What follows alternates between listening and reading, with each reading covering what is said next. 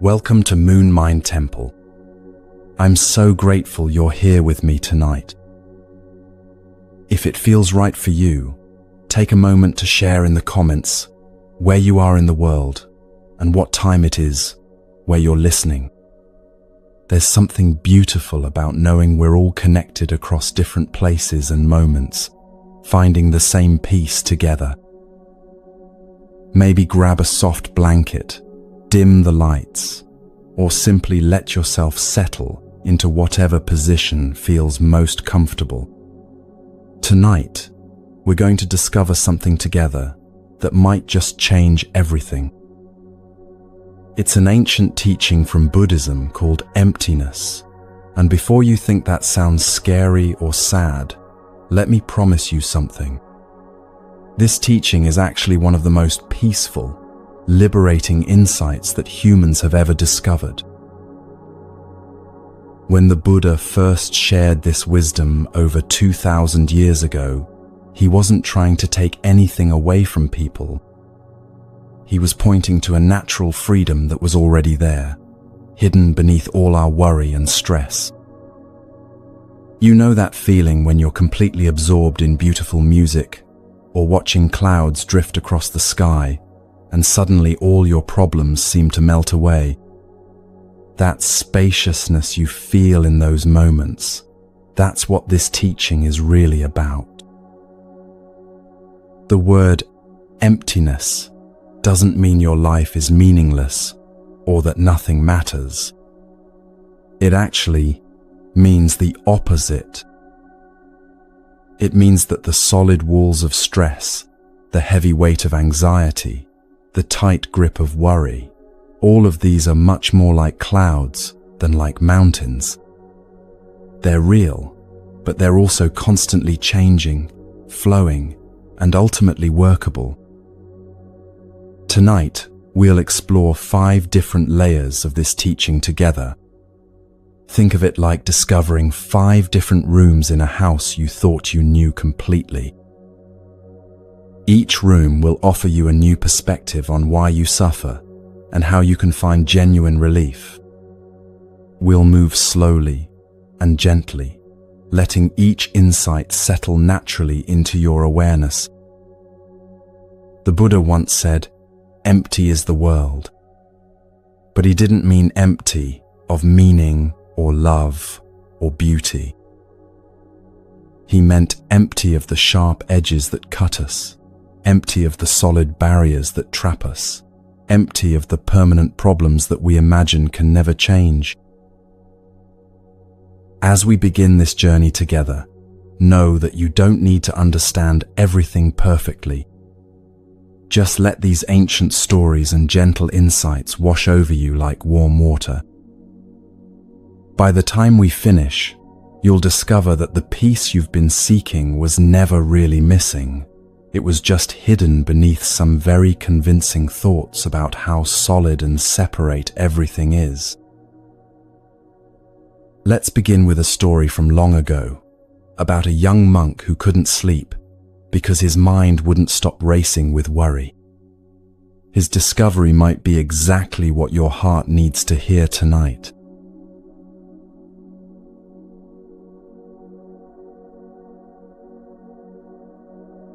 There once lived a young monk named Chen in a quiet monastery nestled between gentle hills. Every night, as the other monks drifted peacefully into sleep, Chen would lie awake in his simple bed, listening to his thoughts chase each other like wild horses. "Am I good enough?" his mind would whisper.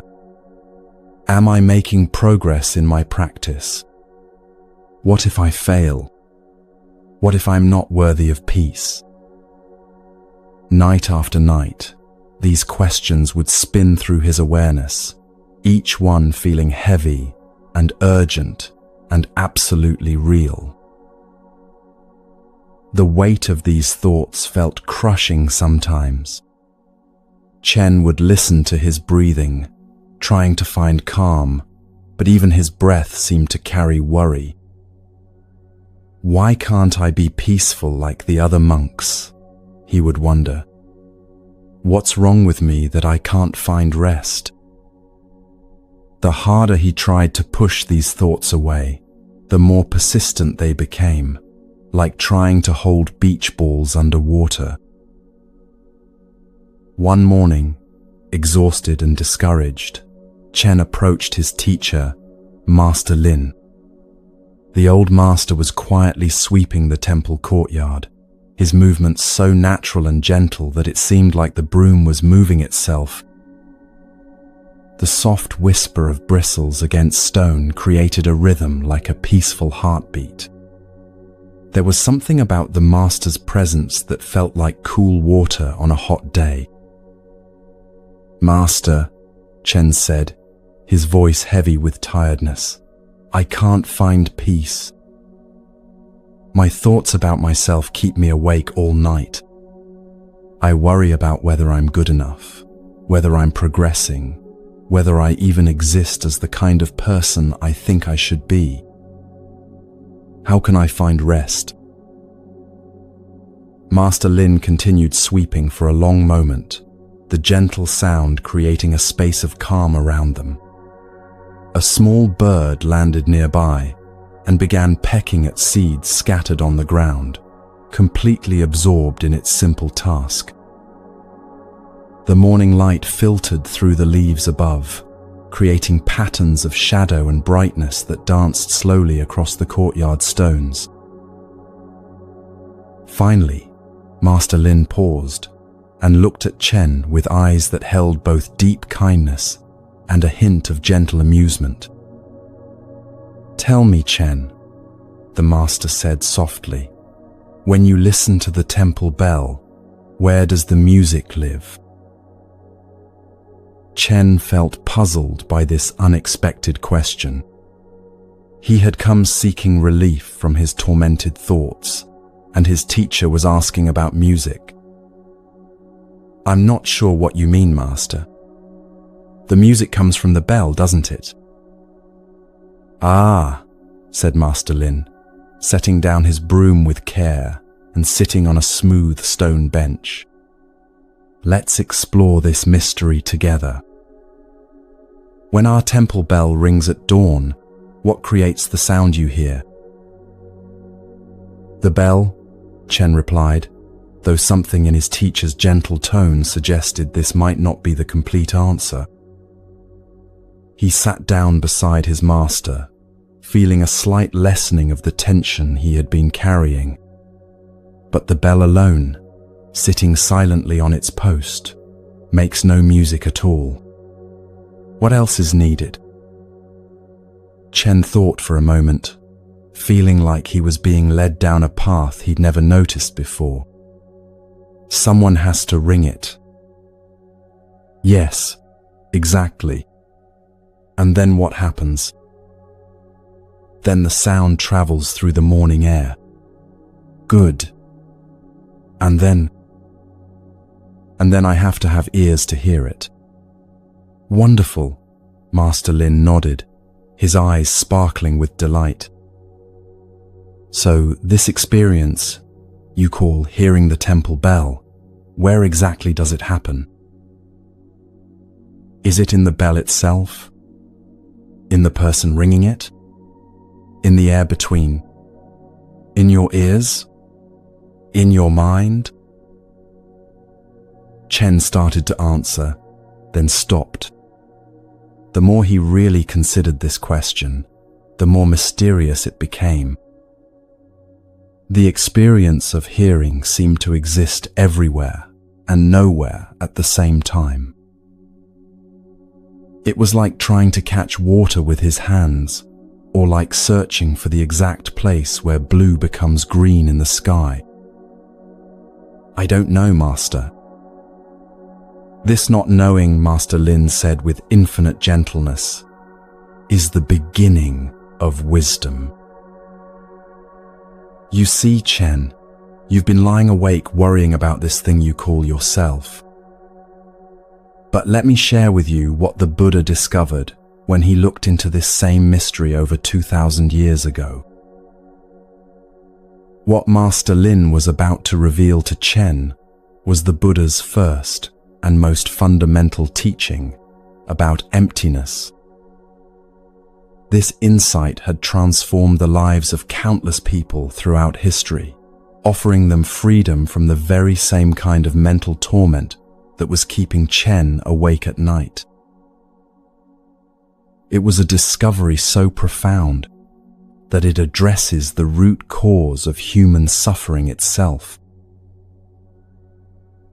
The Buddha taught that when we look carefully at any moment of experience, we find three parts, just like a musical performance. In a musical performance, there's a musician, there's a musical instrument, and there's the music itself. All three are needed for music to arise. Without any one of these elements, there would be no music. In the same way, the Buddha discovered that conscious experience always involves three components: sense objects, sense organs, and consciousness. Let me help you understand this through a story, Master Lin continued, his voice taking on the gentle rhythm of someone sharing ancient wisdom. Imagine a skilled pianist sitting down at a beautiful grand piano. Her hands are graceful and trained, capable of creating the most exquisite melodies. The piano itself is a masterpiece of craftsmanship, with strings perfectly tuned and keys that respond to the gentlest touch. Let's explore this together, using this image. When the pianist places her fingers on the keys and begins to play, what happens? Her skilled touch creates vibrations in the strings, and these vibrations become sound waves that travel through the air. This music, these sound waves moving through space, becomes what the Buddha called a sense object. It's something that can potentially be experienced, like the fragrance of a flower or the warmth of sunlight on your skin. The sense object exists independently of whether anyone is there to experience it or not. Now, if you happen to be sitting in the concert hall and you have healthy ears, these ears become your sense organs for sounds. Your ears are incredibly sophisticated instruments, more complex than the most advanced technology humans have ever created. They can detect the tiniest changes in air pressure and translate them into electrical signals that your brain can understand. Think about this miracle for a moment. These delicate structures in your head can distinguish between thousands of different sounds, from the whisper of wind through leaves to the crash of ocean waves. When the music from the piano reaches your ears, when sense object meets sense organ, something magical happens. The experience we call hearing arises naturally and automatically. This hearing, this awareness of sound, is what the Buddha called consciousness. It's not a thing or an object, but rather the knowing quality that makes experience possible. But here's where the Buddha's insight becomes revolutionary and deeply liberating. We instinctively say, "I hear the music," don't we? We imagine there's a solid, separate I that exists independently somewhere inside our body or mind, and this I is the one doing the hearing, the one having the experience. This seems so obvious and natural that we rarely question it.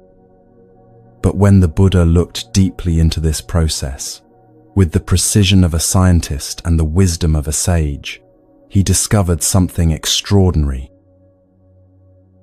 This phenomenon of hearing is actually the result of what he called an automatic chain of causes and conditions.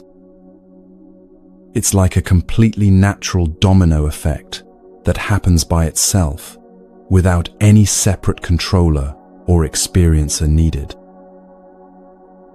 Contact between the pianist's fingers and the piano keys causes the music. Contact between the music and your ears causes the experience of hearing the music.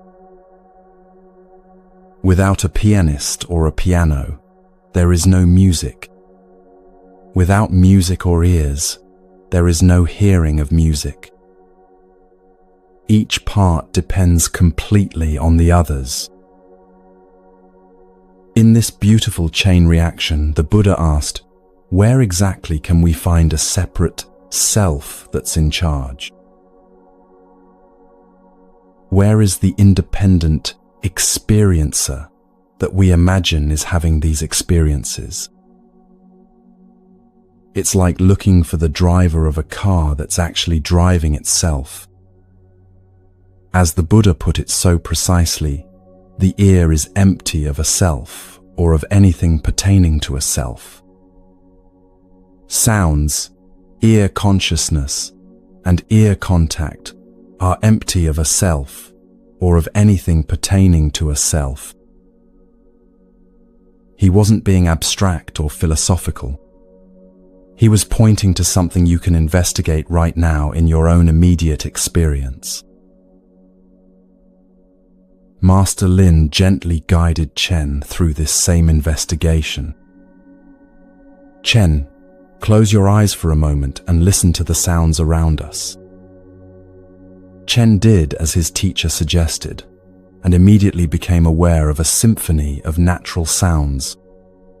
There were birds calling to each other in the trees, the gentle rustle of leaves in the morning breeze, the distant sound of water flowing in the monastery's garden stream. Now, Master Lin continued softly, notice what's actually happening as you hear these sounds. The birds create sound waves with their songs. These waves travel through the air like ripples on a pond. They reach your ears, which are like incredibly sensitive instruments tuned to detect these vibrations. Your ears translate these vibrations into signals that your brain can understand. And then, mysteriously, hearing arises naturally. In this entire process, where is the separate Chen who's doing the hearing? Chen kept his eyes closed and listened more carefully than he ever had before. A gentle breeze was moving through the bamboo grove nearby, creating a soft, rhythmic sound, like nature's own meditation bell. As he followed his teacher's guidance, something remarkable began to happen. The more carefully he looked for the hearer of the sounds, the more the sounds seemed to be hearing themselves. There was definitely hearing happening, vivid, clear, immediate hearing, but no separate someone doing the hearing. It was like discovering that what he had always thought was a solid wall was actually made of flowing water. The experience was still there, more vivid than ever, but the boundaries he had imagined were nowhere to be found. The Buddha applied this same careful investigation to all 6 senses. Yes, he considered the mind to be a 6th sense, just like seeing or hearing. He found that seeing, smelling, tasting, touching, hearing, and thinking all happen as automatic processes that arise when the right causes appear in the right conditions. Each sense works exactly like the hearing example we've been exploring. Let's explore this with the sense of sight to deepen our understanding. Right now, if you're in a place where you can see something, perhaps the device you're listening on, or the wall of the room you're in, or your own hands, notice what's happening in the process of seeing. Light waves are bouncing off objects around you, and traveling at incredible speed toward your eyes. Your eyes, which are even more sophisticated than the most advanced cameras ever built, focus these light waves and translate them into electrical signals. When these signals reach your brain through your optic nerves, the experience we call seeing arises automatically. Where in this natural process is the separate seer? Where is the independent you that's doing the seeing? The same investigation applies to thinking itself, which might be the most interesting of all. Thoughts arise in your awareness based on countless causes and conditions: your past experiences, your current situation, the food you ate, how much sleep you got, the conversation you had yesterday, the book you read last month, the weather today, your body's chemistry, memories triggered by a scent or sound. These thoughts appear in consciousness automatically, just like sounds appear when conditions are right for hearing. Where is the separate thinker that we imagine is creating these thoughts? Chen was beginning to discover what the Buddha had realized under the Bodhi tree centuries before. If you investigate deeply enough, you'll see that your personal experience is actually entirely impersonal. There is no separate you to whom experience is occurring. There's no experiencer of experience standing apart from the flow. There's only an endless, beautiful cycle of causes and conditions stretching infinitely back and forward in time, like an ocean with no beginning or end. But here's where this insight becomes intensely practical for our daily struggles with stress and anxiety. The Buddha connected this understanding directly to why we suffer and how we can find genuine relief. This was not just a philosophical discovery, but a practical key to ending unnecessary suffering. This cycle of causes and conditions, this flow of experiences, arising and passing away, naturally brings both pleasant and unpleasant experiences. Sometimes we hear music that lifts our hearts. Sometimes we hear sounds that annoy or disturb us. Sometimes we see beautiful sights that fill us with joy. Sometimes we see things that make us sad or afraid. Sometimes we have thoughts that make us feel confident and happy. Sometimes thoughts that make us worried, angry, or depressed. This is simply the natural flow of life. The Buddha discovered that what keeps us trapped in cycles of suffering and disappointment is what he called our clinging and avoidance. We desperately try to hold on to the experiences we like and push away the experiences we don't like. We become attached to pleasant sounds, pleasant sights, pleasant thoughts, and we resist unpleasant ones with all our might. All of this clinging and resisting is driven by what our imaginary self wants and fears. Think about the last time you felt really stressed or upset. Maybe someone said something that hurt your feelings, or you received news that disappointed you, or you found yourself in a situation you desperately didn't want to be in. Notice how the suffering came not just from the experience itself, but from your resistance to the experience. There was the actual event, perhaps some words spoken or a piece of news received, and then there was your story about how this event shouldn't be happening to you, how it was unfair, how it threatened or diminished the you that you imagine yourself to be. the event itself might have lasted only moments, but the suffering from resisting it might have lasted hours, days, or even weeks. This is what the Buddha meant when he said that clinging and avoidance are the fuel that keeps the wheel of suffering turning. But what if that threatened, diminished you is actually more like a mirage? What if it's a convincing optical illusion created by the habit of thinking in terms of my experiences and what I want and what threatens me?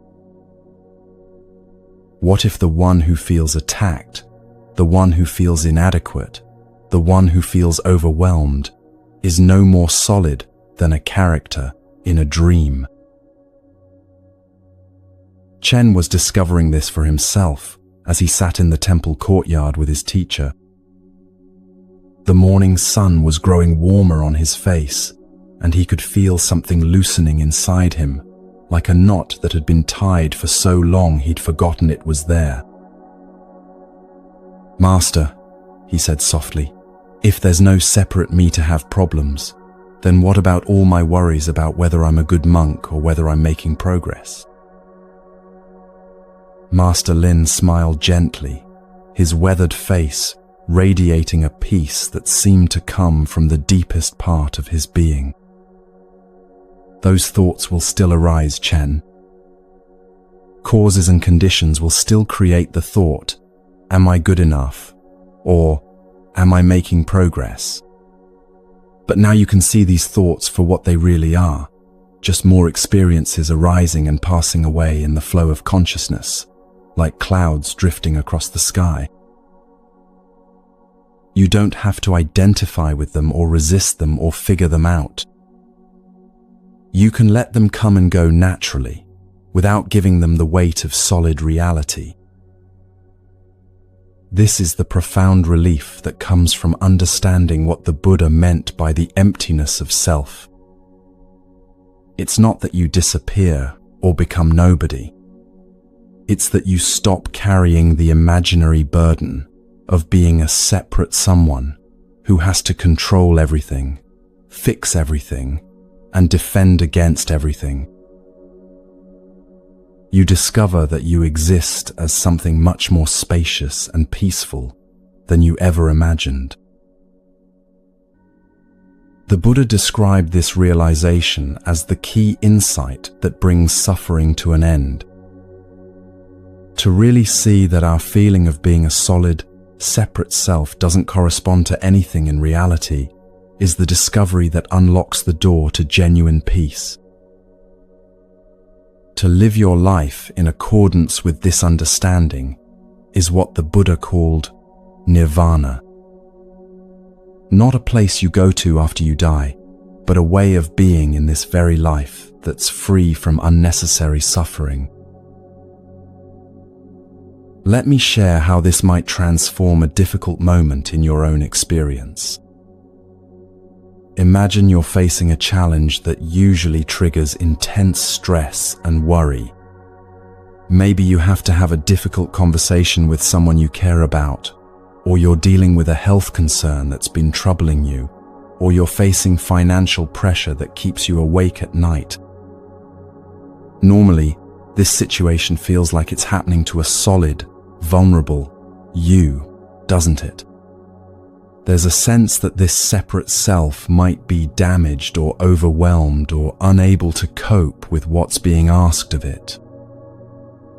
The stress feels personal, directed at you specifically, threatening your security and well-being. But what if you remembered Chen's discovery in that peaceful courtyard? You might begin to notice that even this stressful situation is arising from causes and conditions, just like hearing arises when sound meets ear. There are the external circumstances that are creating the challenge. There are your past experiences that influence how you interpret these circumstances. There are physical factors like how much sleep you got last night, and what you ate for breakfast. There are emotional factors from other areas of your life that might be coloring this moment. There are social and cultural influences that shape your expectations and fears. All of these conditions are coming together right now, and stress is arising naturally from their meeting, just like music arises when fingers meet piano keys. But where, in this natural process of conditions creating stress, is the solid, separate, vulnerable you that feels threatened? When you look for it with the same gentle curiosity that Chen brought to looking for the hearer of sounds, you might find something surprising. The stressful situation is there, yes. The thoughts and feelings are there, yes. The physical sensations of stress are there, yes. But that tight, threatened sense of a separate self that feels like it's under attack, that might be much more like a habit of thinking than a solid reality. This doesn't mean you become passive or don't take appropriate action. If anything, it means you can respond to challenges more effectively. It means you can respond to challenges from a place of clarity and peace, rather than from the fears and defenses of an imaginary separate self. You can address what needs to be addressed without the extra layer of suffering that comes from taking everything so personally. As Chen sat there in the growing warmth of the morning sun, he felt something he hadn't experienced in months. A deep, natural peace was emerging, not because his circumstances had changed in any way, but because he was beginning to see through the illusion that had been causing his sleepless nights. The worried, inadequate Chen that had been tossing and turning wasn't as real as he had thought. In fact, it was more like a character in a story he had been telling himself. A story he could now see was just a story. "Master," he whispered, his voice filled with wonder, "I feel like I've been carrying a heavy backpack full of rocks for years, and I just realized I could set it down any time I wanted." Master Lin nodded with deep satisfaction, his eyes twinkling with the joy of seeing a student make this profound discovery. That backpack was never really there, Chen. It was made of thoughts about a separate self that was never more than a mirage in the desert of the mind. Now you can walk freely without that imaginary burden weighing you down. That night, for the first time in months, Chen slept peacefully. When thoughts arose about his progress or his worthiness or his adequacy as a monk, he remembered the temple bell and the gentle investigation his teacher had guided him through. He noticed these thoughts arising and passing away in the spacious awareness that he was beginning to recognize as his true nature. And he rested in the profound relief of no longer having to defend or improve or worry about an imaginary separate self. As you let these insights settle gently into your own awareness right now, you might notice that same spacious peace that Chen discovered. Right now, even as thoughts and feelings move through your experience like weather patterns across the sky, there's an awareness here that doesn't seem to have the problems that your thinking mind has. This awareness is peaceful by nature, open by nature, loving by nature. It doesn't need to be defended or improved or fixed. It's simply here, naturally present, like the sky that holds all weather without being disturbed by any of it. This awareness is what you really are, not the collection of thoughts and stories and worries that come and go like visitors in your home, but this open, peaceful presence in which all experiences arise and pass away.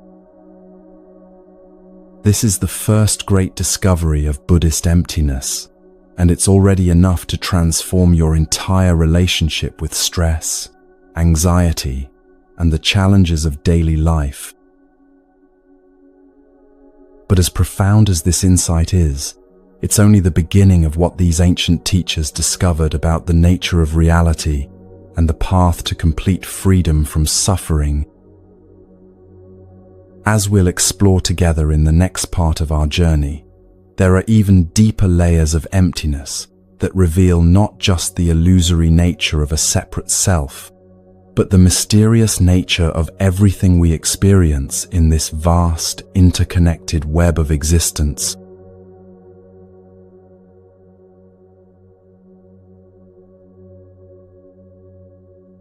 A few months after Chen's sleepless nights had given way to peaceful rest, another young monk named Dao arrived at the monastery. Unlike Chen, who had struggled with worries about himself, Dao had a different kind of restlessness. He was always trying to understand and categorize everything around him, believing that if he could just figure out where one thing ended and another began, he would find the peace he was seeking. Dao would spend hours sitting in the garden, pointing at flowers and saying to himself, "This is a rose, that is a lily, this is soil, that is air." He felt a strange comfort in creating these mental boundaries, as if the world made more sense when everything had its proper place and clear edges. But despite all his careful categorizing, the peace he sought remained elusive. One afternoon, as autumn painted the monastery grounds in shades of gold and crimson, Dao approached Master Lin with a question that had been troubling him. The old master was sitting quietly beside the small pond, watching leaves float gently on the water's surface. "Master," Dao said earnestly, "I've been studying our teachings about emptiness, and I think I understand that there's no separate self experiencing things. But surely the things themselves are real and separate from each other. This pond is clearly different from that tree, and that tree is obviously separate from the sky behind it. How can I find peace in a world full of so many different, separate objects all demanding my attention?" Master Lin smiled gently and gestured toward a single leaf floating near them. "Tell me, Dao, where does this leaf end and the pond begin?" Dao looked at the leaf, feeling confident in his answer. "That's easy, Master. The leaf is floating on top of the water. The leaf is the leaf, and the pond is the pond. They're two completely separate things." "I see," Master Lin nodded thoughtfully. "And tell me, could this leaf exist without the tree it came from?" "Well, no," Dao replied, though he was beginning to sense that his teacher was leading him somewhere unexpected. "And could the tree exist without the soil that nourishes it?" "No, I suppose not."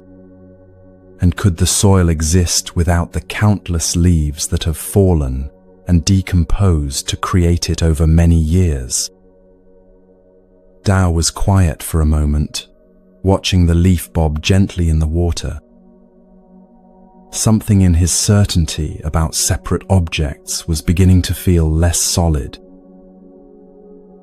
What Master Lin was guiding Dao toward was one of the most profound discoveries in all of Buddhist philosophy. About 600 years after the Buddha's passing, a brilliant philosopher named Nagarjuna took the Buddha's insight about the emptiness of self and extended it to everything we experience.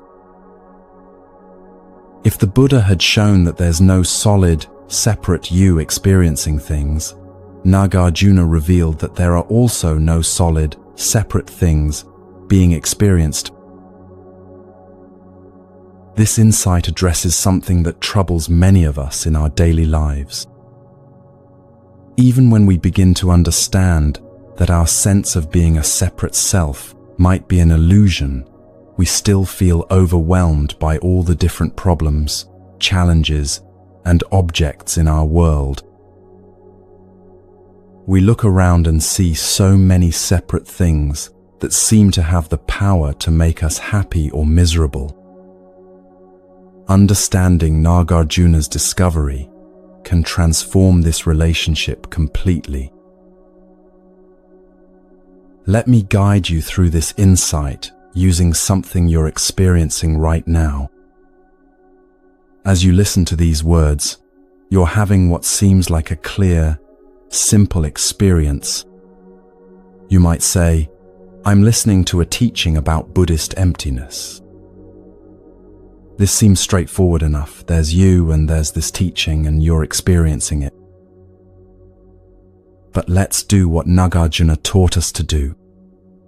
Let's try to find the exact boundaries of this thing you're experiencing. At first glance, this teaching seems to consist of words, spoken at a certain pace, containing certain ideas about Buddhist wisdom. That's a reasonable description. But as we investigate more carefully, something fascinating begins to happen. Could you be experiencing this teaching without the device you're listening on? Obviously not.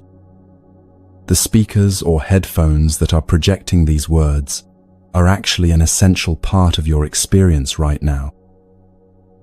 Without them, these words couldn't reach you at all. So shouldn't we include your device as part of what we call this teaching? But wait, could this teaching exist in your experience without the electricity that powers your device? Without the internet connection or cellular service that delivered it to you? Without the countless people who designed, built, and maintain all of this technology? When you really think about it, all of these elements are necessary conditions for your experience of this teaching right now. And what about your ears themselves? Could you experience this teaching without the ears that allow you to hear? These ears didn't appear from nowhere. They're the result of millions of years of evolution, aren't they? They're connected to your entire body, which came from your parents and their parents, stretching back through countless generations. Shouldn't we include all of this evolutionary history as part of what makes this teaching possible? As we follow this investigation, something remarkable begins to happen. We can't find any point where we can definitively say, here the teaching ends and the rest of the universe begins.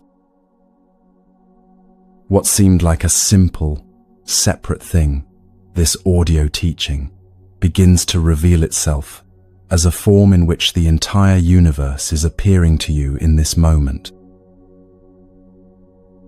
Back by the pond, Master Lin was guiding Dao through a similar investigation. "Let's look at this floating leaf more carefully," the master said gently. "You said it's separate from the pond, but let's investigate. This leaf was once part of that maple tree over there. The tree grew it, using nutrients from the soil, water from the rain, energy from the sun, and carbon dioxide from the air. So this leaf is actually made of soil, rain, sunlight, and air, isn't it?" Dao nodded slowly, beginning to see where this was leading. "And where did the soil come from?" Master Lin continued. It came from countless leaves and branches and creatures that lived and died and decomposed over thousands of years. And the rain? It came from oceans that evaporated, forming clouds that traveled great distances before releasing their water here. And the sunlight? It traveled 93 million miles from a star that's been burning for billions of years. As Tao listened, his sense of this leaf being a separate, independent object began to dissolve. He was beginning to see what Nagarjuna had discovered, that what we call individual objects are actually meeting points where the entire web of existence becomes visible. This isn't just a philosophical curiosity. This insight has profound implications for how we relate to the stresses and challenges in our daily lives. Think about the last time you felt overwhelmed by a problem that seemed completely solid and insurmountable. Maybe it was a conflict with someone you care about, or a financial worry, or a health concern that kept you awake at night. When we're caught up in these difficulties, they feel like solid, separate objects that exist independently and have the power to harm us. But what if we applied Nagarjuna's investigation to these problems? What if that relationship conflict, for example, doesn't exist as a solid, separate thing, but rather as a meeting point of countless causes and conditions? Perhaps there's miscommunication arising from different communication styles learned in childhood. Maybe there's stress from work, affecting how both people respond to each other. There might be cultural differences, different expectations about relationships, past hurts that are coloring the present moment. There could be physical factors, hunger, tiredness, hormonal changes that affect mood and patience. All of these conditions and many more are coming together to create what we call this relationship problem. But where exactly does this problem begin and end? Where are its solid boundaries? The more we investigate, the more we discover that even our most troubling problems are actually fluid processes arising from causes and conditions, rather than solid obstacles blocking our path.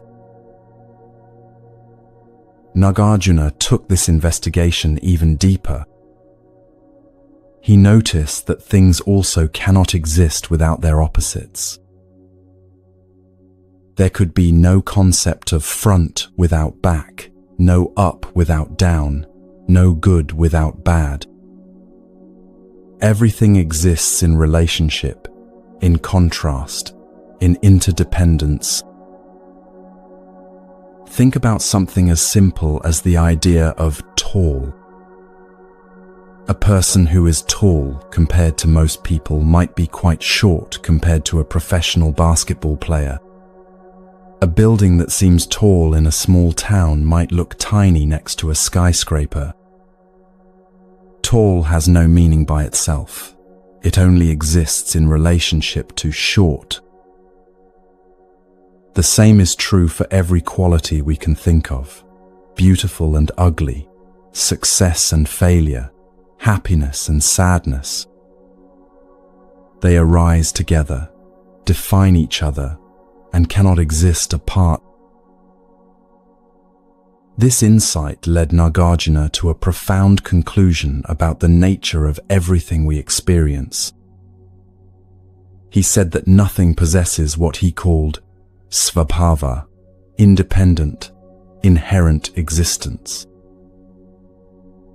Everything is what he termed dependently originated, arising in dependence upon countless other things. As he wrote so beautifully, there does not exist anything that is not dependently arisen. Therefore, there does not exist anything that is not empty. Master Lin helped Tao understand this through a simple but profound example. Tao, look at that apple tree in our orchard. Can an apple exist apart from the tree it grows on? No, Master. Can the tree exist apart from the soil that nourishes its roots? No.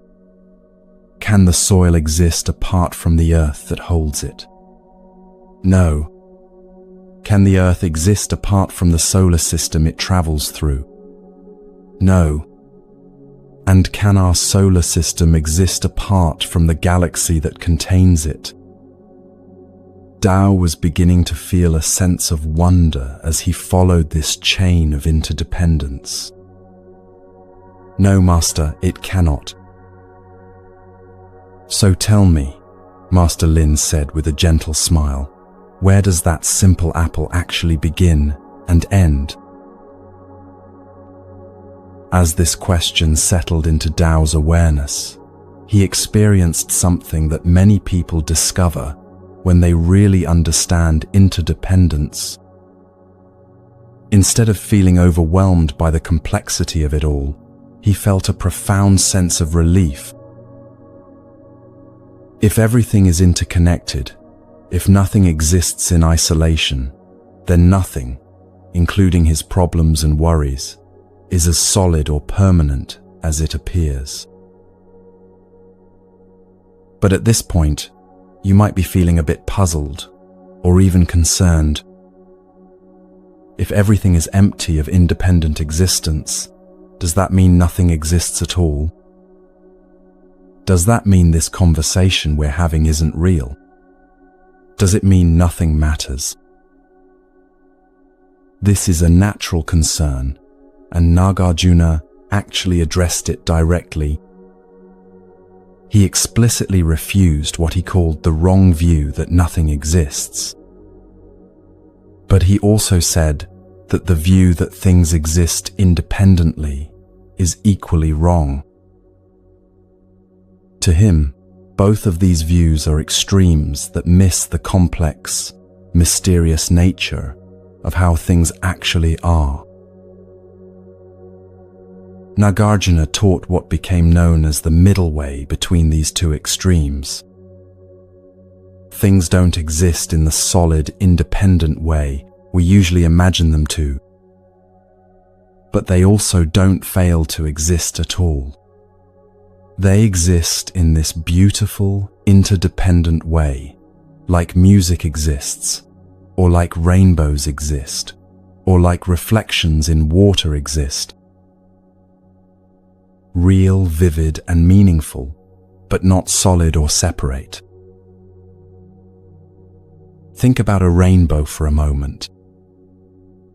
When you see a rainbow arcing across the sky after a storm, it's undeniably beautiful and real. You can point to it, photograph it, feel moved by its beauty. But if you tried to travel to where the rainbow appears to be, you would never reach it. It has no solid location you can visit. The rainbow arises from the meeting of sunlight, water droplets, and your particular viewing angle. It's real, but it's also empty of independent existence. This is how Nagarjuna understood everything in our experience. Real and vivid, but arising from the interdependent meeting of causes and conditions, rather than existing as solid, separate objects. This middle way understanding brings tremendous relief when we apply it to our daily stress and worries. Think about a time when you felt completely overwhelmed by a problem in your life. Maybe it was a work deadline that seemed impossible to meet, or a family situation that felt hopeless, or a health concern that dominated your thoughts. When we're caught up in these difficulties, they feel completely solid and permanent, don't they?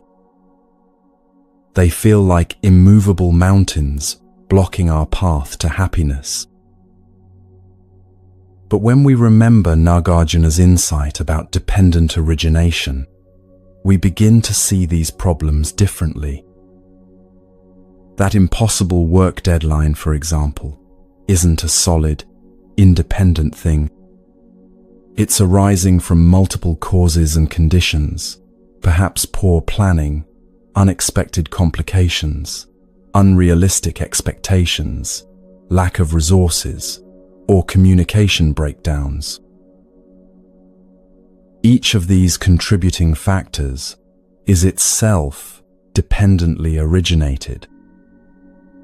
The poor planning might have arisen from being overwhelmed with other responsibilities. The unexpected complications might have come from factors beyond anyone's control. The unrealistic expectations might have cultural or personal history behind them. When we see problems this way, something remarkable happens. Instead of feeling like victims of solid, unchangeable circumstances, we begin to see that we're dealing with fluid processes that can be worked with skillfully. Since these difficulties arise from causes and conditions, they can also change when causes and conditions change. This doesn't minimize the reality of our challenges. They're still real, just like rainbows are real. But it reveals something hopeful about their nature. Since they're not solid walls, but patterns of interdependent causes, they're much more workable than they initially appear. Nagarjuna taught that when we really understand this interdependent nature of everything, including our suffering, we naturally develop both wisdom and compassion. We gain wisdom because we see that our problems aren't solid entities that can permanently block our well-being. We develop compassion because we see that other people's difficult behaviors also arise from complex webs of causes and conditions. That person who was rude to you at the store today, their rudeness didn't arise from nowhere. Maybe they received bad news that morning, or they're dealing with chronic pain, or they learned defensive communication patterns from a difficult childhood. Just as your own reactions arise from causes and conditions, so do theirs. This doesn't excuse harmful behavior, but it helps us respond with understanding rather than reactive anger. Back by the pond, Tao was beginning to experience this shift in perspective. As he watched the leaves floating on the water, he no longer saw separate objects demanding to be categorized and controlled. Instead, he saw a beautiful dance of interdependence, water supporting leaves that had fallen from trees that were nourished by soil that was created by previous generations of fallen leaves. Everything was connected to everything else in an endless web of mutual support. "Master," Tao said softly, "I feel like I've been trying to capture clouds with my hands. All this time I thought peace would come from understanding where everything begins and ends. But now I see that nothing really begins or ends at all. Everything is just this continuous flowing together." Master Lin nodded with deep appreciation. This is what the great teacher Nagarjuna discovered. When we stop trying to make reality fit into separate boxes, we can finally rest in the natural flow of interdependence. This flowing is our true home. This understanding of interdependence begins to dissolve the artificial boundaries between us and them, between my problems and the world's problems.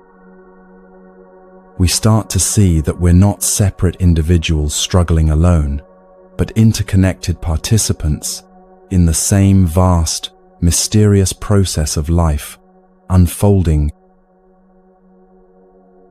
When you truly see interdependence, you realize that your well-being and others' well-being are not separate. The air you breathe has been breathed by countless others. The food you eat grew from soil, enriched by the remains of plants and animals from ages past. The ideas that inspire you have been passed down through generations of teachers and students. Even your capacity for love and wisdom has been nurtured by the care you received from others, stretching back to the very beginning of your life.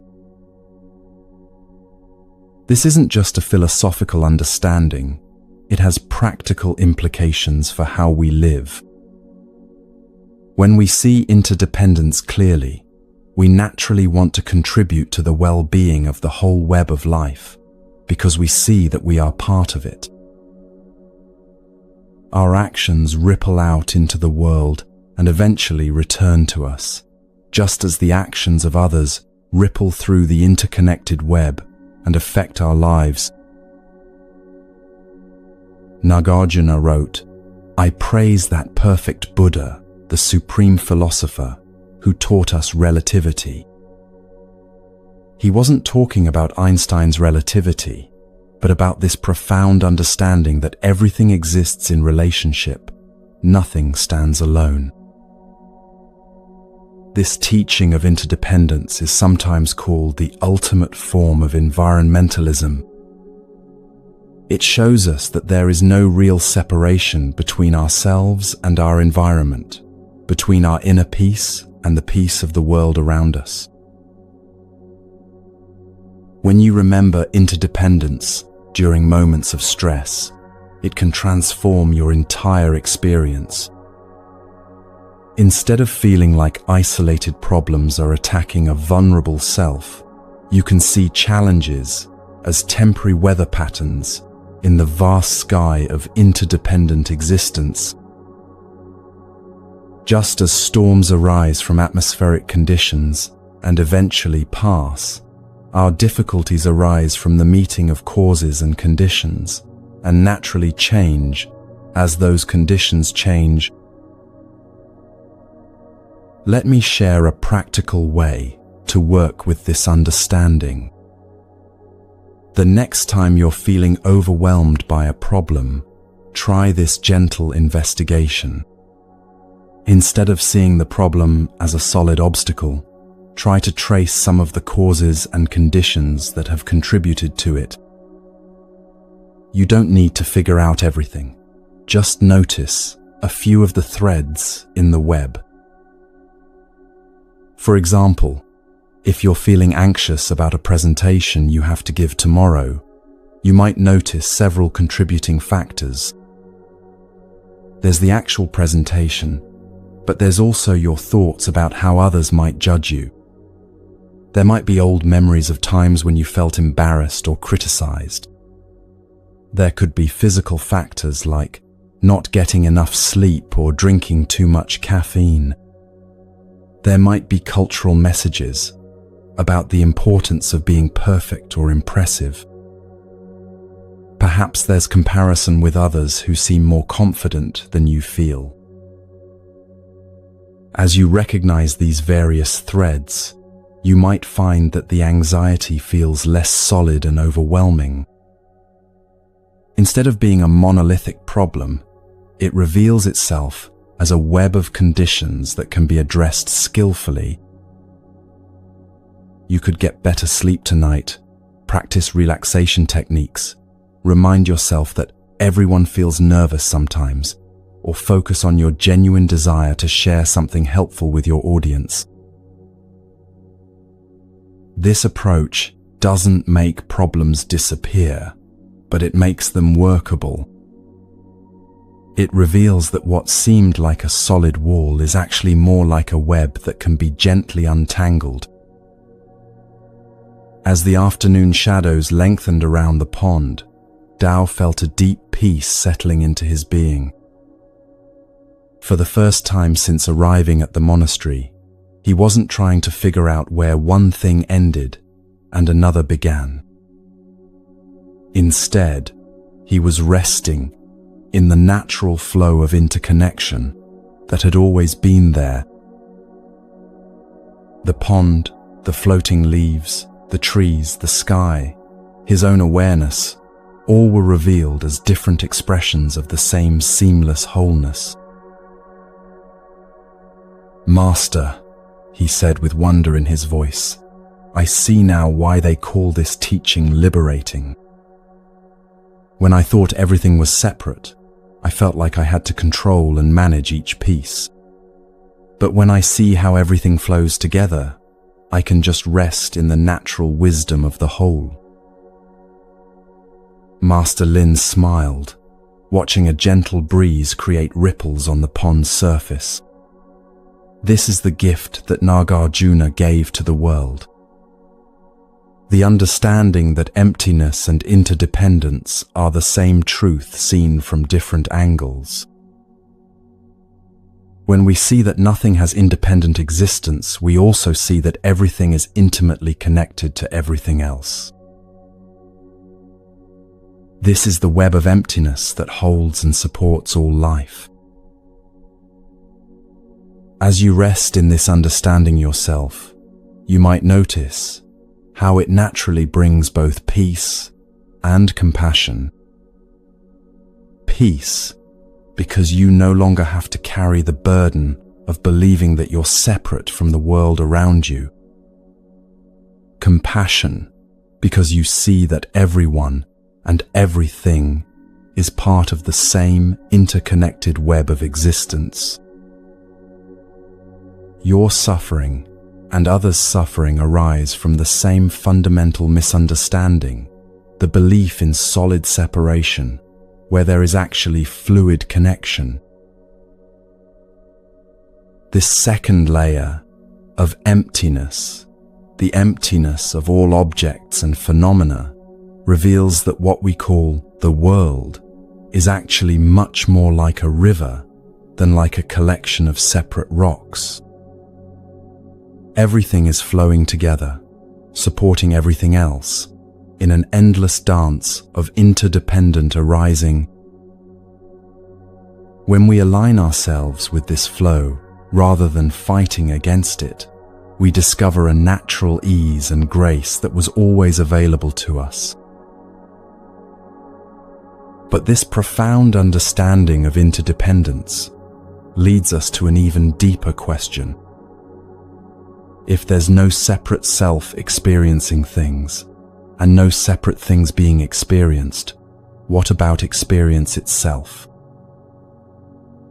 This mystery was explored by another great school of Buddhist philosophy, and their discovery reveals yet another layer of emptiness that can transform how we understand the very nature of consciousness and reality.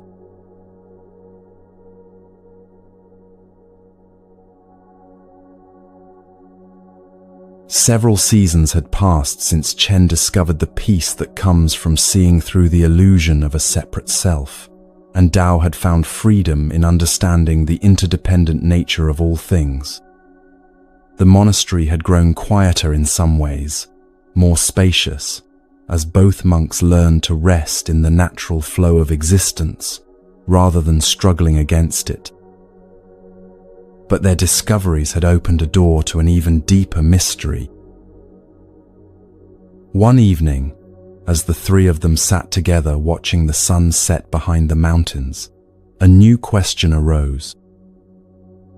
The sky was painted in shades of orange and gold, and a profound stillness had settled over the world. Chen and Dao had been sharing their insights with each other, marveling at how their different discoveries seemed to point toward the same truth. "Master," Chen said thoughtfully, "I understand now that there's no separate self having experiences. And Tao has helped me see that the things we experience aren't really separate from each other either. But there's something I'm curious about. If there's no separate experiencer, and no separate things being experienced, what about the experiencing itself? Tao nodded eagerly. Yes, that's what I've been wondering too. Even though I can't find solid boundaries anywhere, there's still clearly something happening. Right now, we're seeing this beautiful sunset, hearing the evening birds, feeling the cool air. What is this awareness that seems to hold all these experiences?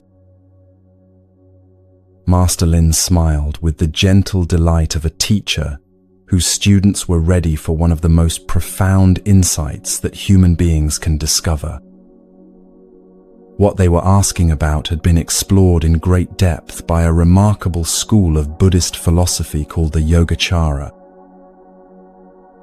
These were masters of both philosophical investigation and deep meditation practice, and their discovery would reveal yet another layer of the emptiness, teaching that could transform how we understand the very nature of consciousness and reality. Let's explore this mystery together, Master Lin said softly. But first, let me ask you both something. He gestured toward the orange glow that was spreading across the western sky. Chen, what's the difference between that beautiful orange color and your experience of seeing that orange color? Chen looked at the sunset, then closed his eyes for a moment, then opened them again. Something in his teacher's question felt like it was pointing toward a mystery he had never noticed before. I'm not sure I understand the question, Master. The orange is there in the sky, and I'm here seeing it. Aren't they two different things? Are they? Master Lin asked with gentle curiosity. Could you have an experience of seeing orange if there was no orange to see? Well, no, Chen replied. Obviously, I can't see something that isn't there. Good. Master Lin nodded. Without the object, you cannot experience the object. This seems clear enough. But now let me ask you the reverse question. If you were not seeing this orange right now, would it exist? Chen started to answer quickly, then paused. This seemed like it should have an obvious answer, but something about the way his teacher asked it made him reconsider. Of course, orange would still exist if I wasn't looking at it. Colors don't just disappear when I close my eyes. There's orange in sunsets all over the world, in flowers, in autumn leaves, in paintings. Ah, Master Lin said with a twinkle in his eye. You know about orange in sunsets all over the world because you've seen sunsets before. You know about orange flowers because you've seen them. You know about orange in paintings because you've looked at paintings. In every case you can think of, how do you know orange exists? Dao was listening intently, sensing that they were approaching something profound. Through seeing it, he said slowly, every proof we have that orange exists comes from someone seeing it. Exactly, Master Lin smiled. If I close my eyes right now and you continue looking at the sunset, you'll see that orange hasn't disappeared. But the proof that it hasn't disappeared is your seeing of it. If someone else looks at a sunset while both of us look away, their seeing confirms that orange is still there. But notice something fascinating. Our experience of seeing is always the foundation upon which we confirm that anything exists. What Master Lin was guiding them toward was one of the most revolutionary insights discovered by the Yogacara masters. These brilliant philosophers and meditators had made a discovery that challenges our most basic assumptions about the nature of reality. Through their deep meditative experience combined with their philosophical genius, they found that what we call objects of experience are actually inseparable from what we call experience itself. "Try this," Master Lin suggested gently. "Close your eyes and imagine the color orange." Both monks did, as he suggested. "Now, can you imagine a color that you are not currently seeing?" "That's impossible," Chen said with wonder. "The moment I imagine orange, I'm seeing it in my mind. I can't think of a color without seeing it." "This points to something extraordinary," Master Lin continued. "Orange and seeing orange are like two sides of a single coin. Like the full and empty halves of a glass, one has no meaning without the other. One cannot be said to exist without the other." The Yogacara masters had discovered this same inseparable relationship between all objects and the consciousness that knows them. But they didn't stop with objects. They applied the same investigation to what we call the subject or experiencer of awareness. "Now let me ask you both something else," Master Lin said as they opened their eyes and returned their attention to the sunset. "Dao, right now as you're seeing this orange sky, would you be seeing it if you weren't seeing it?" Dao laughed softly at what seemed like an obvious question. "Of course not, Master. If I wasn't seeing it, then I wouldn't be seeing it. To see something, I have to see it." "Good." Master Lin nodded. "Your experience cannot occur if you aren't having the experience. This seems natural enough. But now let's ask the reverse question. Right now, as you look at this orange sunset, do you exist separately from seeing this orange?" This question hung in the air, like the evening mist that was beginning to gather in the valleys below. Dao considered it carefully, sensing that his answer might reveal something he had never noticed before. "If I existed separately from seeing this orange, then I would be in one place and the seeing would be in another place," he said slowly. "But then I would be experiencing something else entirely, and this orange would be seen by nobody. That doesn't make sense." "Beautifully discovered," Master Lin said with deep appreciation. "You see, there is simply no place where we can draw a line between you as an experiencer and your experience.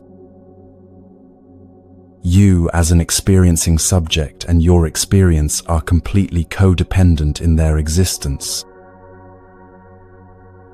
This is like the ancient question of which came first, the chicken or the egg.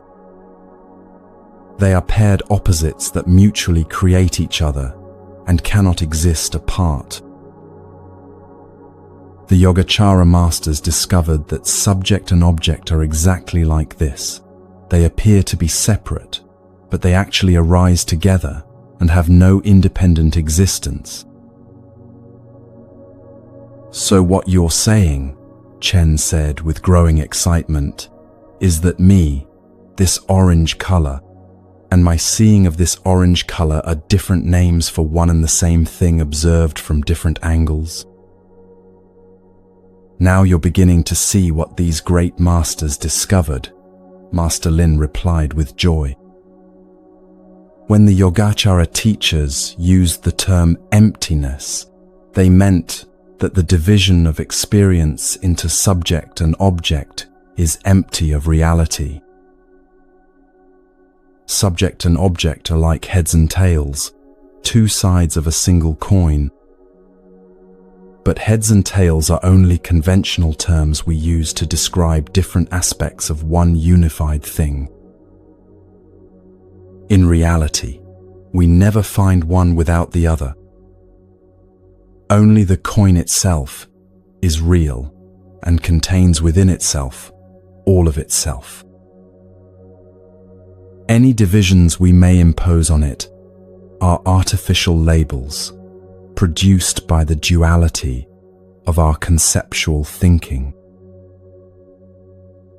As the three of them sat in the gathering twilight, something profound was beginning to dawn in the awareness of both younger monks. This indivisible wholeness of subject, object, and the experiencing that connects them is how the Yogacara masters understood all of reality. To them, all that truly exists is experience itself. "Master," Tao said softly, "are you saying that everything we think of as the world is actually appearing in awareness like images appearing on a screen?" Master Lin's eyes lit up with delight. "That's a beautiful way to understand it," he said. "Let me share with you a way of seeing this that might make it even clearer. Right now, you're probably listening to my words through some kind of device," Master Lin continued, speaking as if he could see into the future, to this very moment when you might be hearing this teaching. Think about the screen or speaker that's making this conversation possible. On that screen, you could watch something joyful like children playing in a garden. You could watch something sad like news of natural disasters. You could watch something inspiring like people helping each other in times of need. You could watch something disturbing like violence or conflict. These are all completely different types of content that can appear on your screen. Each of these would provide an entirely different experience, Master Lin continued. Some might make you laugh, others might make you cry, still others might fill you with hope or concern. And yet through all of them, the screen itself remains completely unchanged. Watching something beautiful doesn't make the screen more beautiful. Watching something disturbing doesn't make the screen disturbed. The screen can display any content, but it is never affected by what appears on it. Chen was beginning to see where this was leading. "The screen is like our awareness," he said with wonder. "It can hold any experience without being changed by the experience." "Yes," Master Lin nodded. "But there's something even more important to notice. The screen on which images appear is not part of any particular image. At the same time, no image could appear without the screen. The whole time you've been watching any video, you've been looking at the screen, even though the screen itself is never the subject of what you're watching." "Until now," Tao added with a smile. "Right now this teaching is pointing to the screen itself." "Exactly," Master Lin said, with deep satisfaction. "And this is what I want both of you to investigate right now. Look into your own conscious awareness, the screen on which all your experiences appear." As the last light faded from the western sky and the first stars began to appear, both monks turned their attention inward with a quality of gentle curiosity they had learned from their teacher. What they were about to discover was something that could transform their understanding of who and what they really are. Notice that our different experiences appear in different ways. Master Lin guided them softly. Chen's memories of his childhood appear one way in his awareness, and Dao's memories appear another way in his awareness. Chen's body sensations are different from Dao's. Your thoughts, your emotions, your perceptions, all of these appear differently on the screen of your individual awareness. But what about the screen itself?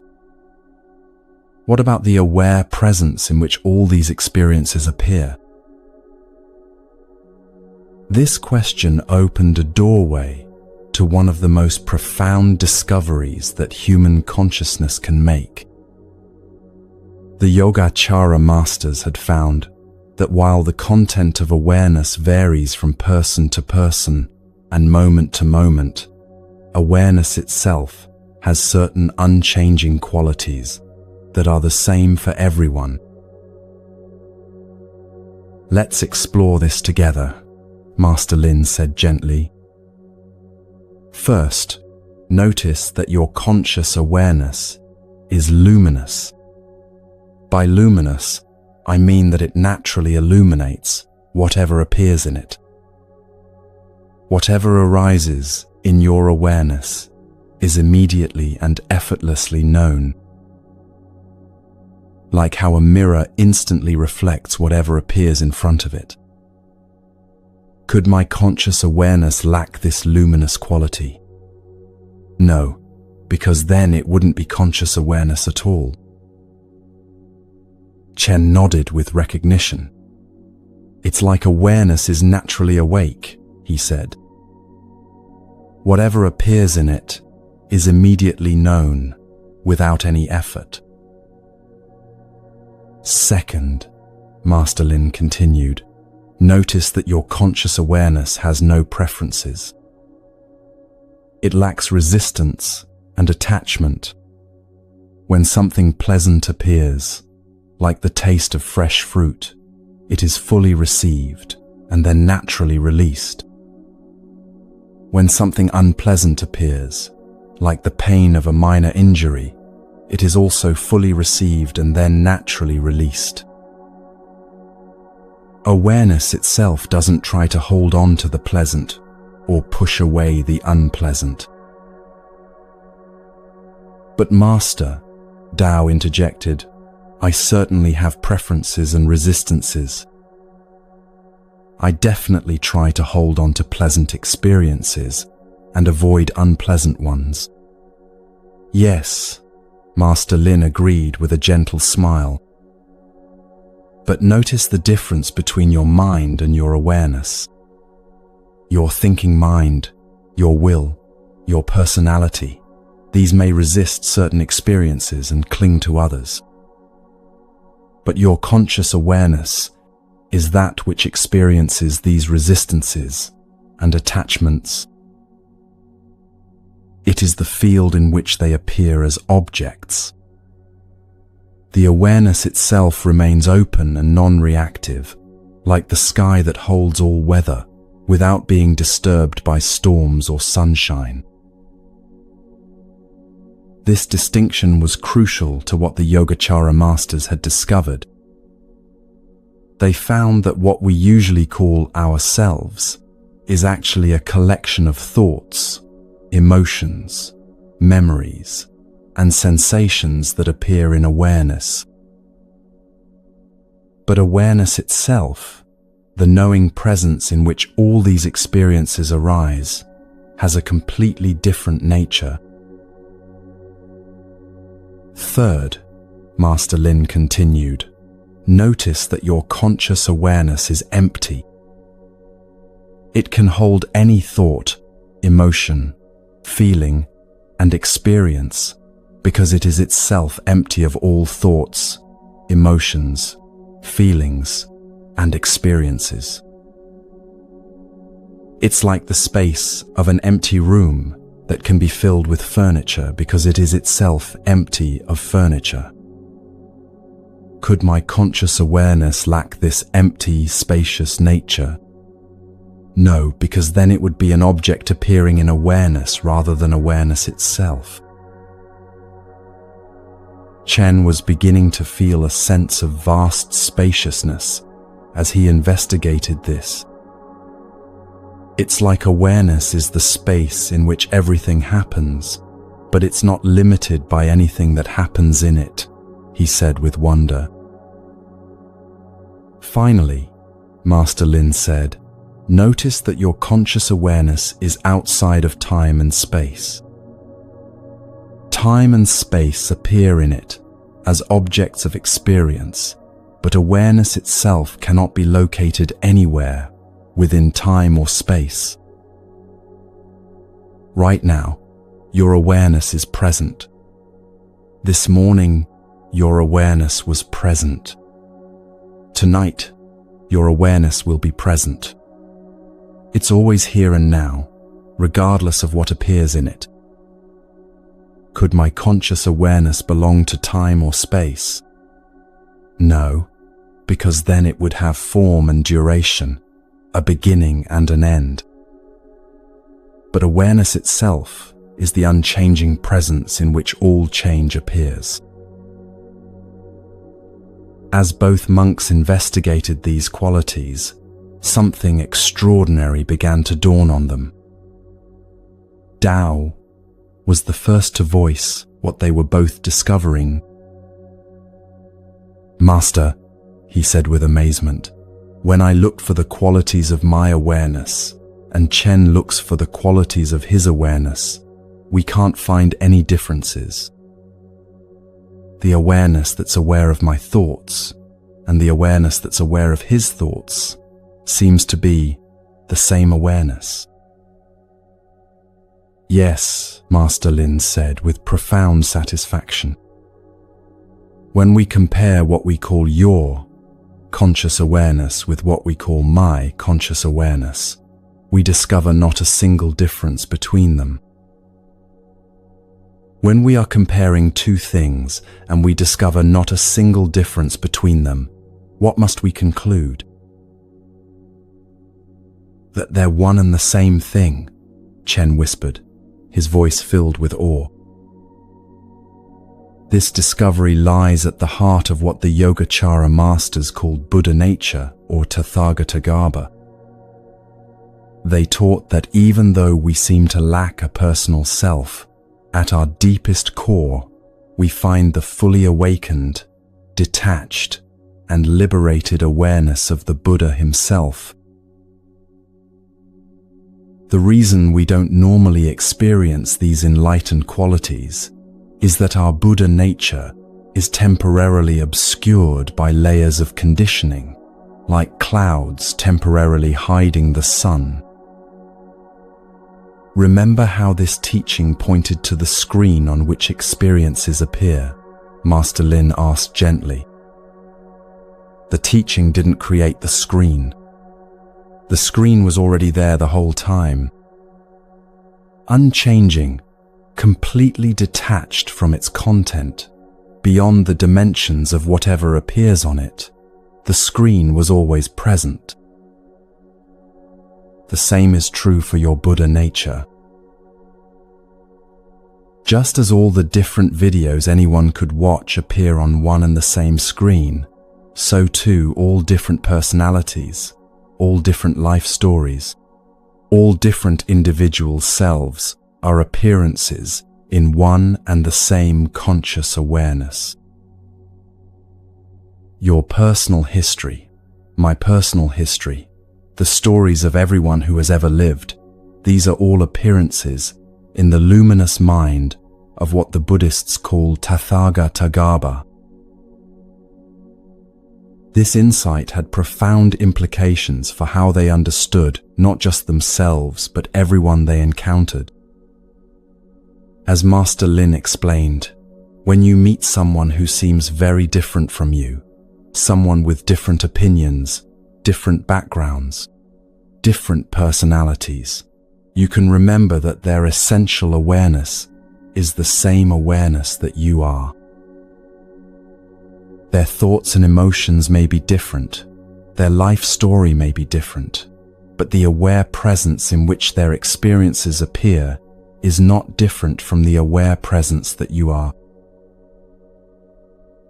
The Buddha had said in the ancient texts, hidden within the defilements of greed, desire, anger, and stupidity there is seated the Tathagata's wisdom, the Tathagata's vision, and the Tathagata's body.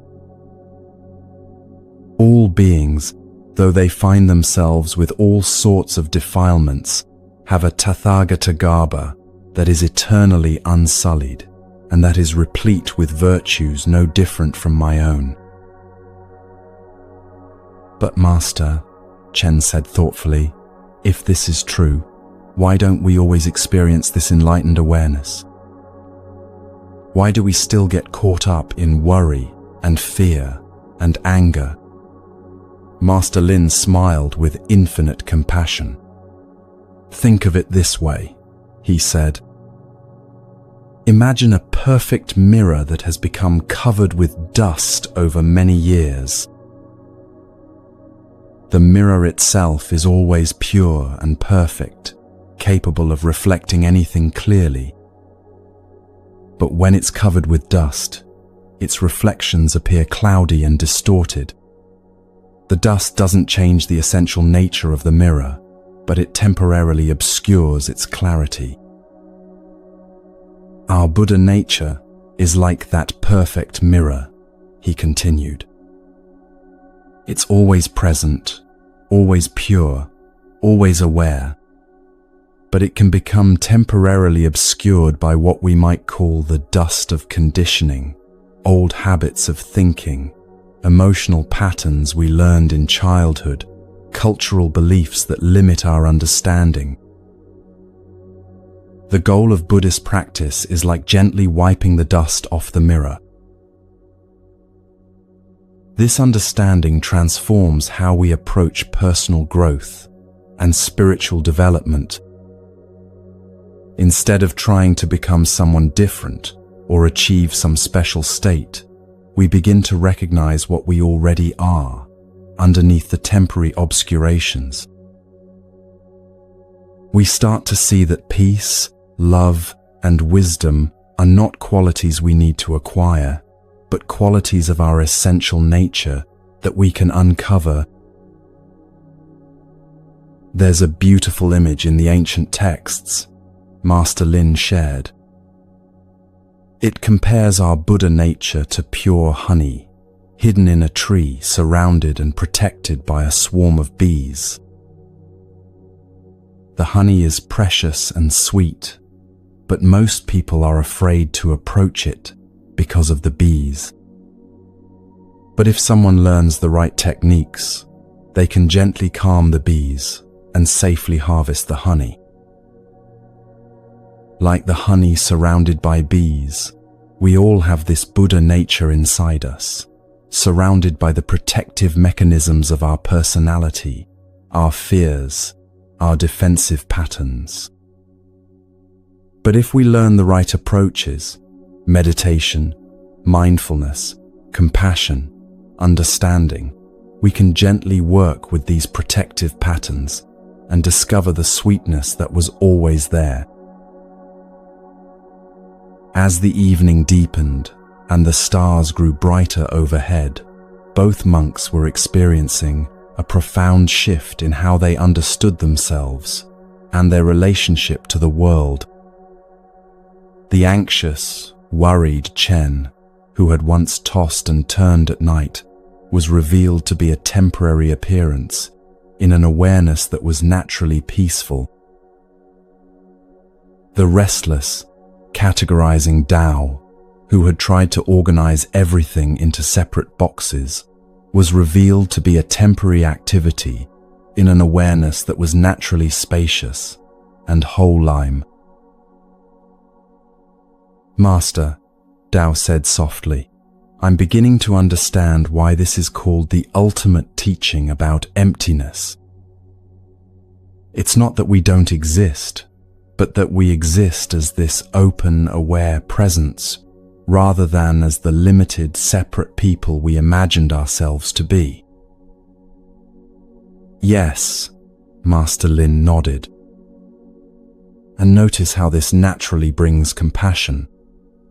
When you see that your essential nature and everyone else's essential nature is the same aware presence, how could you not feel connected to all beings? Their suffering becomes your suffering because it's happening in the same awareness. Their joy becomes your joy for the same reason. This insight has practical implications for how we deal with difficult people and challenging situations. When someone is being rude or aggressive, instead of taking it personally, we can remember that their behavior is arising from the temporary obscurations in their awareness. The essential awareness that they are is the same awareness that we are. This doesn't excuse harmful behavior, but it allows us to respond with understanding rather than reactive defensiveness. The Yogacara masters went even further with this discovery.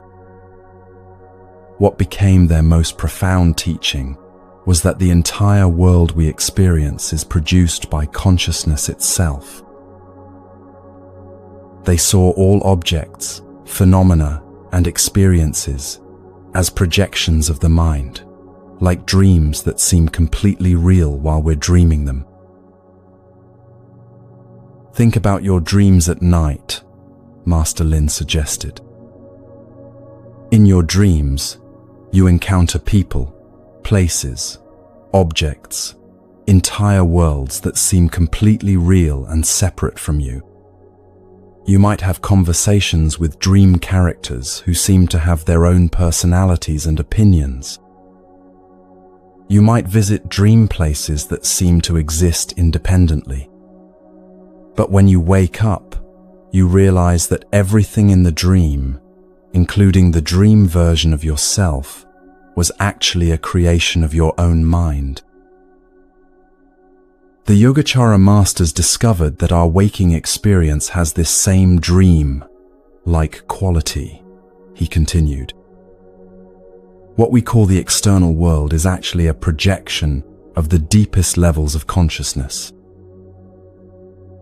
This doesn't mean the world isn't real, but it means its reality is more like the reality of a dream than like the solid, independent reality we usually imagine.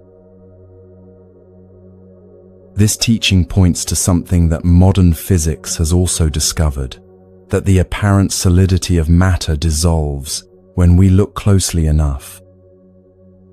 What seems like solid objects are revealed to be mostly empty space with tiny particles that are themselves more like energy patterns than like solid things. The Yogacara masters intuited this through meditation, thousands of years before we had the scientific instruments to verify it.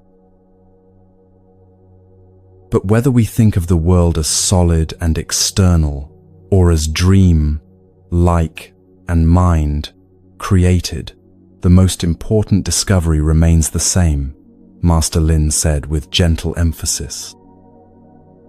You are not a separate, limited self struggling in an alien world. You are the very awareness in which all experience appears. You are the screen, not just something appearing on the screen. Chen felt tears of relief and recognition flowing down his cheeks. Master, he said with deep emotion, I feel like I've been searching everywhere for home, and now I realize I never left home. This awareness, this is what I really am. It was never missing, never damaged, never in danger. This is what the great Christian mystic Meister Eckhart discovered when he wrote, "The eye through which I see God is the same eye through which God sees me. My eye and God's eye are one eye, one seeing, one knowing, one love," Master Lin shared. Different traditions use different words, but they're all pointing to this same recognition, that the awareness that looks out through your eyes is the same awareness that looks out through every pair of eyes. As the three of them sat in the profound stillness of the mountain night, surrounded by the vast canopy of stars, they were experiencing what mystics throughout history have called the ultimate truth, not as a philosophical concept to be understood by the mind, but as a direct recognition of what they had always been. This teaching cannot really be communicated in words, Master Lin said softly. At best, words can point toward it, like fingers pointing at the moon. But the recognition itself happens in silence, in the depth of your own being. It's not something you can grasp with your thinking mind, because your thinking mind is something that appears in it. For those listening to this teaching right now, you might take a moment to investigate this for yourself. Notice that there's an aware presence here that's listening to these words. This awareness is not disturbed by whatever thoughts or feelings might be passing through. It's naturally peaceful, naturally open, naturally loving. This aware presence is not something you have, it's what you are. You might notice that this awareness has no problems. The thinking mind might have problems. The body might have discomfort. The emotions might be turbulent. But the awareness that knows all of these experiences remains untouched, like the sky that's unaffected by the storms that pass through it. This is your Buddha nature, not something you need to develop or achieve, but something you can recognize and rest in right now. The Yogacara understanding reveals that reality is not a collection of separate objects, existing independently in space and time. Instead, reality is consciousness experiencing itself as the infinite variety of forms and experiences that make up what we call the world. You are not in the universe. The universe appears in you as awareness. This recognition naturally brings what the Buddhists call the end of seeking. When you realize that what you've been searching for is what you already are, the restless movement of trying to become someone better or find something more finally comes to rest. There's nowhere to go because you never left home. There's nothing to achieve because you already are what you sought. There's no one to become because you were never the limited person you imagined yourself to be. As the night grew deeper and the teaching drew toward its close, Tao spoke with quiet wonder. Master, I understand now why this is called the dance of awareness.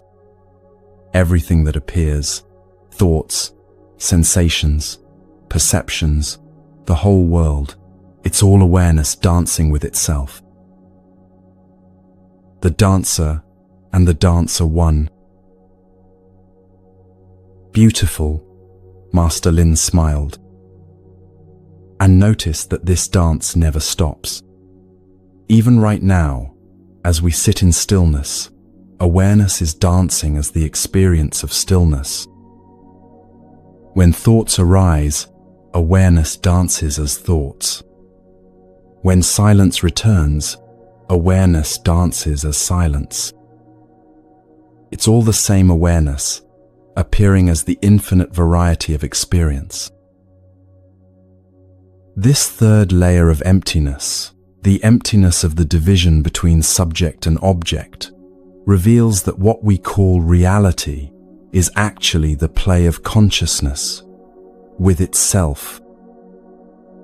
Like an actor who has become so absorbed in their role that they've forgotten their acting, consciousness has become so identified with the experiences it creates that it believes itself to be limited and separate. But through teachings like this, and through direct investigation, consciousness can remember its true nature. For you who are listening now, this recognition might dawn gradually, like the slow lightening of the sky before sunrise. Or it might come as a sudden flash of understanding, like lightning illuminating the landscape. However it comes, it brings with it a profound peace and a natural compassion for all beings who are also expressions of this same aware presence. The stress and anxiety that might have brought you to this teaching begin to lose their grip when you realize that they're temporary weather patterns in the vast sky of your true nature. They're real experiences, but they don't define or limit who you really are. You can let them come and go without being overwhelmed by them, knowing that your essential nature remains unchanged, like the screen that's unaffected by whatever images appear on it.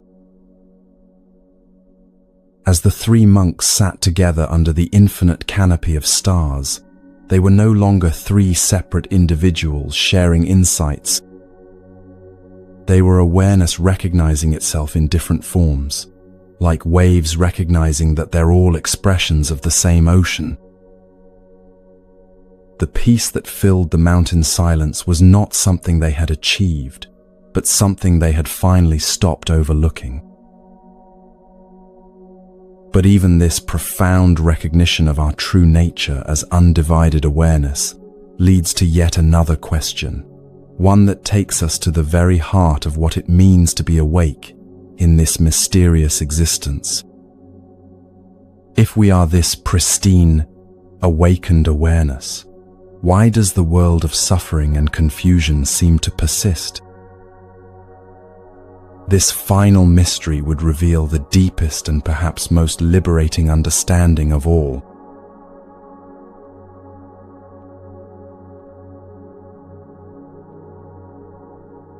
As the weeks passed, following their profound recognition of the dance of awareness, something unexpected began to emerge in the daily life of the monastery. Chen, Dao, and Master Lin had experienced such deep insights into the nature of emptiness that you might think their journey was complete. But life has a way of presenting us with even deeper mysteries, and the most profound teaching was yet to unfold.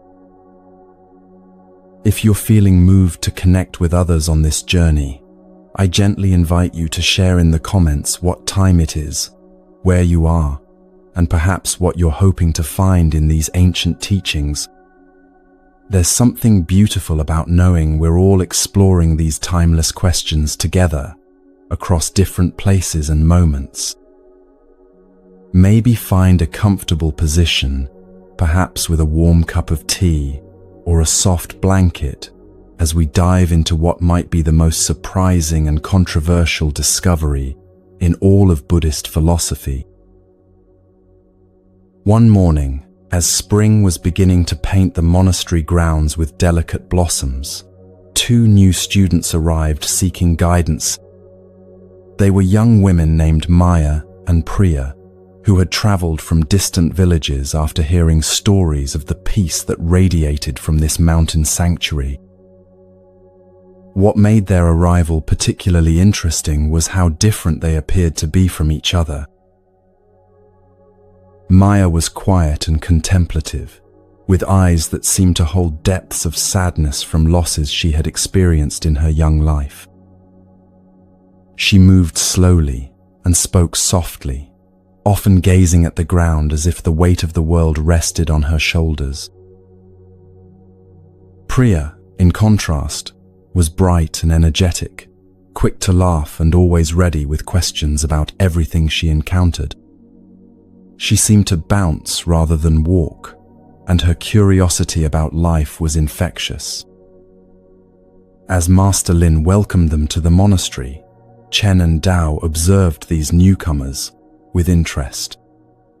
Here were two people who seemed as different as night and day, yet both were seeking the same thing: freedom from suffering and a deeper understanding of life's meaning. Over the following days, as Maya and Priya settled into the rhythm of monastery life, something curious began to happen. During the evening teachings, Master Lin would often ask them simple questions about their experience, and their answers revealed something that surprised everyone. "Maya," Master Lin said one evening as they all sat together in the garden, "when you feel sad about the losses you've experienced, what is it that knows this sadness?" Maya considered this question carefully, her brow furrowed in concentration. "There's something in me that's aware of the sadness," she said slowly.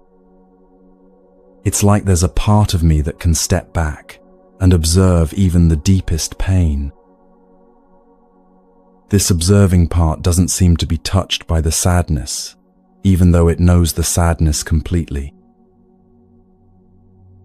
"And Priya," Master Lin continued, "when you feel joy and excitement about life, what is it that knows this joy?" Priya's face lit up with her characteristic enthusiasm. "Oh, it's the same thing," she exclaimed. "There's this awareness in me that knows when I'm happy, but it's not excited in the same way my mind gets excited. It's more like a calm presence that can hold any feeling without being overwhelmed by it." Chen and Dao exchanged glances, sensing that their teacher was guiding these new students toward the same recognition they had discovered about the nature of awareness. But what happened next surprised them all. "Now," Master Lin said with a gentle smile, "I want you both to look more closely at this aware presence that knows your experiences. Maya, what are the qualities of this awareness that knows your sadness?" Maya closed her eyes and turned her attention inward. After a few moments, she spoke with wonder in her voice. "It's completely peaceful," she said. "Even when I'm feeling upset, this awareness is calm. And it's like it has infinite space. There's room for any feeling without it becoming crowded or overwhelmed. It's also completely present, like it never leaves this moment." "Priya," Master Lin continued, "what are the qualities of this awareness that knows your joy well?" Priya too closed her eyes and investigated. Her response came with characteristic immediacy. "It's the same," she said with amazement. "Peaceful, spacious, and completely here and now. But there's something else too. It feels completely loving, not in an emotional way, but in a way that naturally embraces everything."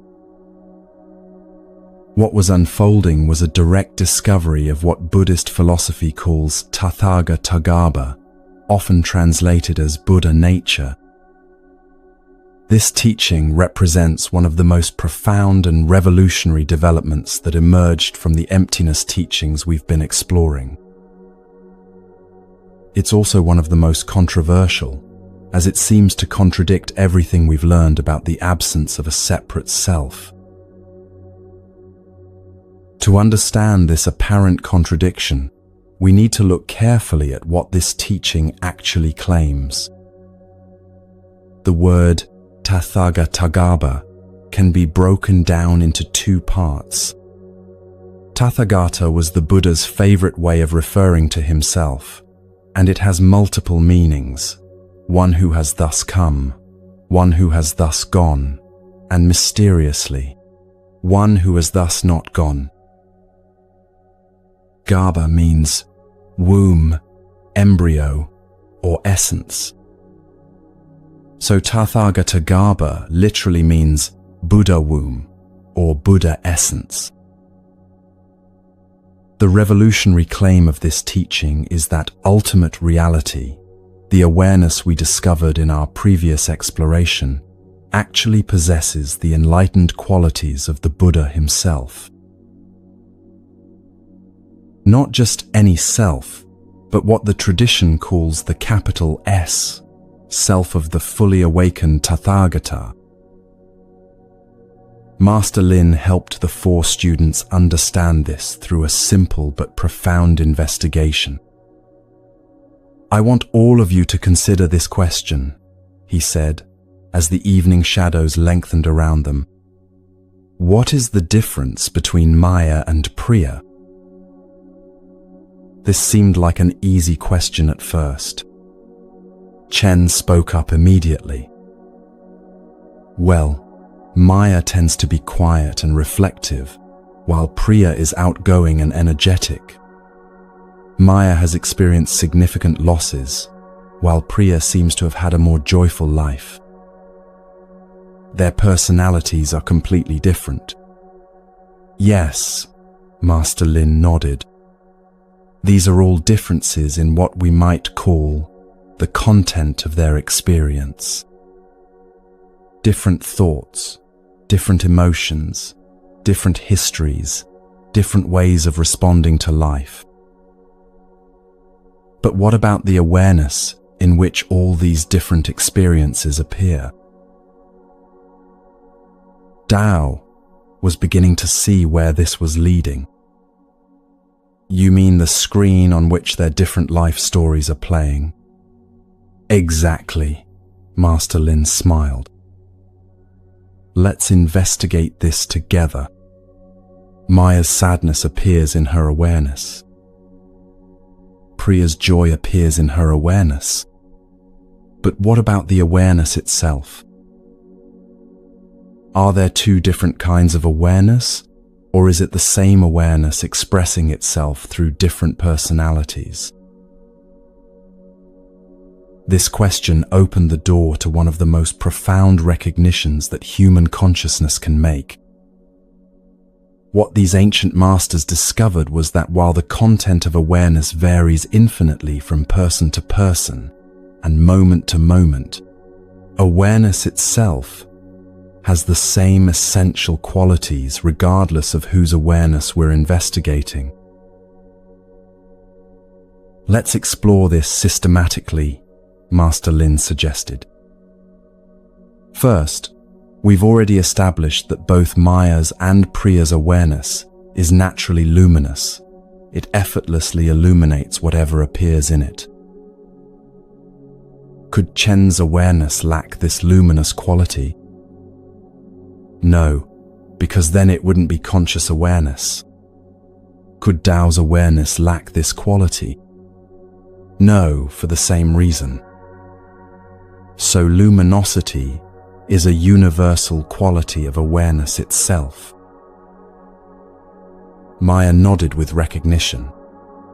"It's like every person has the same sun shining in their inner sky," she said softly. "The sun is the same, even though it illuminates different landscapes."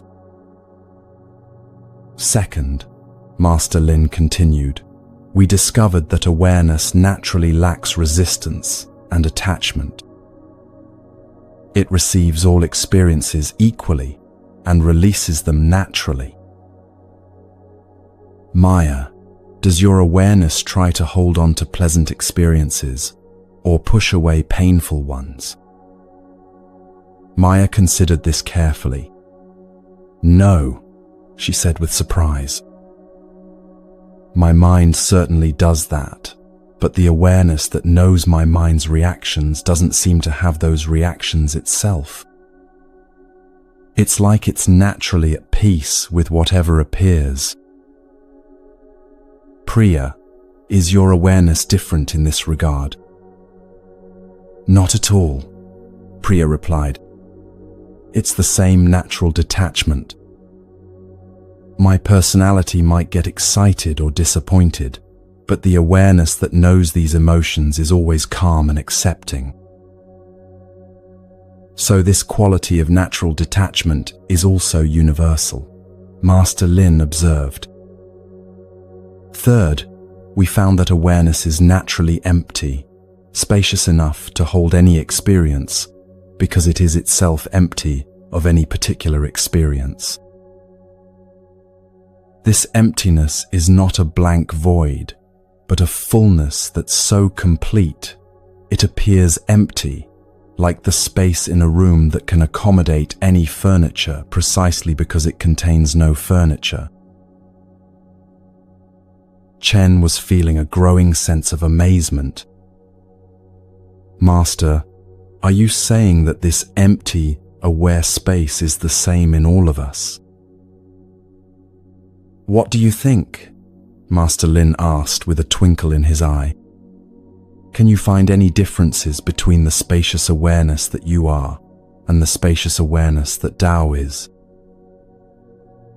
As all 4 students investigated this question, they made a discovery that mystics throughout history have called the greatest secret of existence. When they looked for their individual awareness, they found the same awareness. When they tried to locate the boundaries between their consciousness and others' consciousness, they found no boundaries at all. Finally, Master Lin said, we discovered that awareness exists outside of time and space. Time and space appear in it, but it is never contained by them. It's always present, always here, always now, regardless of what story appears in it. Could any of our individual awarenesses be different in this regard? The answer was becoming obvious to everyone. As Priya said with wonder in her voice, we're all the same awareness, appearing as different people. This recognition is what the Tathagatagarbha teaching points to. The Buddha nature doctrine teaches that although we may seem to lack a personal self, at our deepest core, we find the fully awakened, enlightened awareness of the Buddha himself. We are not separate individuals who might one day become enlightened. We are already the enlightened awareness of the Buddha, temporarily appearing as separate individuals. The reason we don't normally recognize this is that our Buddha nature is temporarily obscured, like a perfect mirror covered with dust. The dust doesn't change the essential nature of the mirror, but it prevents the mirror from reflecting clearly. Similarly, our enlightened nature is temporarily obscured by layers of conditioning, learned behaviors, and mistaken beliefs about who we are. Maya found this understanding deeply comforting. So the sadness I feel about my losses, that's just temporary dust on the mirror, she asked. Yes, Master Lin replied with infinite gentleness. The sadness is real, and it deserves compassion and care. But it's not who you are. You are the aware presence that can hold even the deepest sadness with love and spaciousness. The goal of practice is not to get rid of difficult emotions, but to recognize that they arise and pass away in the vast sky of your true nature. Priya was equally moved by this understanding. And my joy and enthusiasm, these are also temporary expressions. Beautiful temporary expressions, Master Lin smiled. Like flowers blooming in the garden of awareness. Enjoy them fully, but don't mistake them for your essential nature.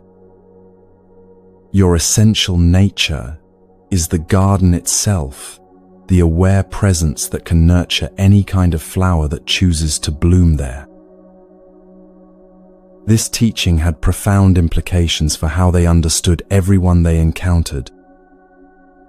As Master Lin explained, when you meet someone who seems difficult or unpleasant, remember that their essential nature is the same Buddha nature that you are.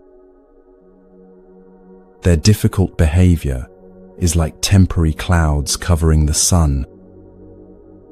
The sun itself, their fundamental awareness, is not different from your fundamental awareness.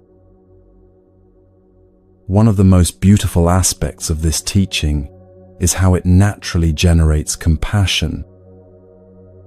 When you recognize that everyone shares the same essential nature, it becomes impossible to see others as fundamentally different or separate from yourself. Their pain becomes your pain because it's happening in the same awareness. Their joy becomes your joy for the same reason. But this teaching also raised important questions that had been debated in Buddhist circles for centuries. Some Buddhist scholars argued that the Tathagatagarbha doctrine contradicted the Buddha's original teaching about no self. If there's no self, how can there be a capital self? Wasn't this just smuggling back in the very thing the Buddha had taught us to see through? Chen voiced this concern one evening. "Master, I'm confused," he said honestly. "First, you taught me that there's no separate self, which brought such relief. Now you're teaching about Buddha nature, which sounds like a special kind of self. How can both be true?" Master Lin's response revealed the subtle but crucial distinction that makes this teaching so profound. The self that the Buddha taught us to see through is the personal, separate, limited self that believes it's independent and in control. This self is indeed an illusion, a case of mistaken identity. But the self of Buddha nature is completely different. It's not personal, not separate, not limited. It's the universal awareness that appears as all beings. To illustrate this, Master Lin returned to the screen metaphor that had been so helpful. The Buddha warned us against believing that any particular video is the screen, or that the screen can be found within any particular video. That would be like confusing your personal story with your essential nature. But the Tathagatagarbha teaching simply points out that the screen exists and that all videos are appearances on it. It's not saying that your personal video is enlightened. It's saying that what you really are is the screen on which all personal videos appear. Tao found this distinction helpful. So it's like the difference between thinking I'm a wave and recognizing that I'm the ocean appearing as a wave. Beautifully put, Master Lin smiled. The wave is real, but it's not separate from the ocean. Similarly, your personality is real, but it's not separate from the universal awareness that you essentially are. This understanding also addressed another common question about Buddhist practice. If we're already enlightened, why practice at all? Why did the Buddha spend 45 years teaching if everyone was already awake? Master Lin's answer revealed the practical importance of this teaching. Imagine someone who has fallen asleep and is having a nightmare, he said. In the nightmare, they might be running from monsters, or falling from great heights, or lost in a dark forest. the suffering in the nightmare feels completely real to them. Now, you could say that this person is already safe and peaceful. They're lying in their comfortable bed, completely unharmed. But until they wake up from the nightmare, this truth doesn't help them. They need to actually wake up to recognize their safety. Similarly, he continued, we are already the peaceful, loving awareness of Buddha nature. But as long as we're identified with the dream of being separate, limited individuals, we continue to suffer as if this dream were our reality. Practice is the process of gently waking up from this dream of separation. The beauty of understanding Buddha nature is that it transforms the entire approach to spiritual practice. Instead of trying to become something you're not, you're simply remembering what you've always been. Instead of struggling to achieve some distant goal, you're learning to recognize the enlightened awareness that's already present. Maya discovered this shift in her own experience. When I meditate now, I'm not trying to get rid of my sadness or become a better person, she shared.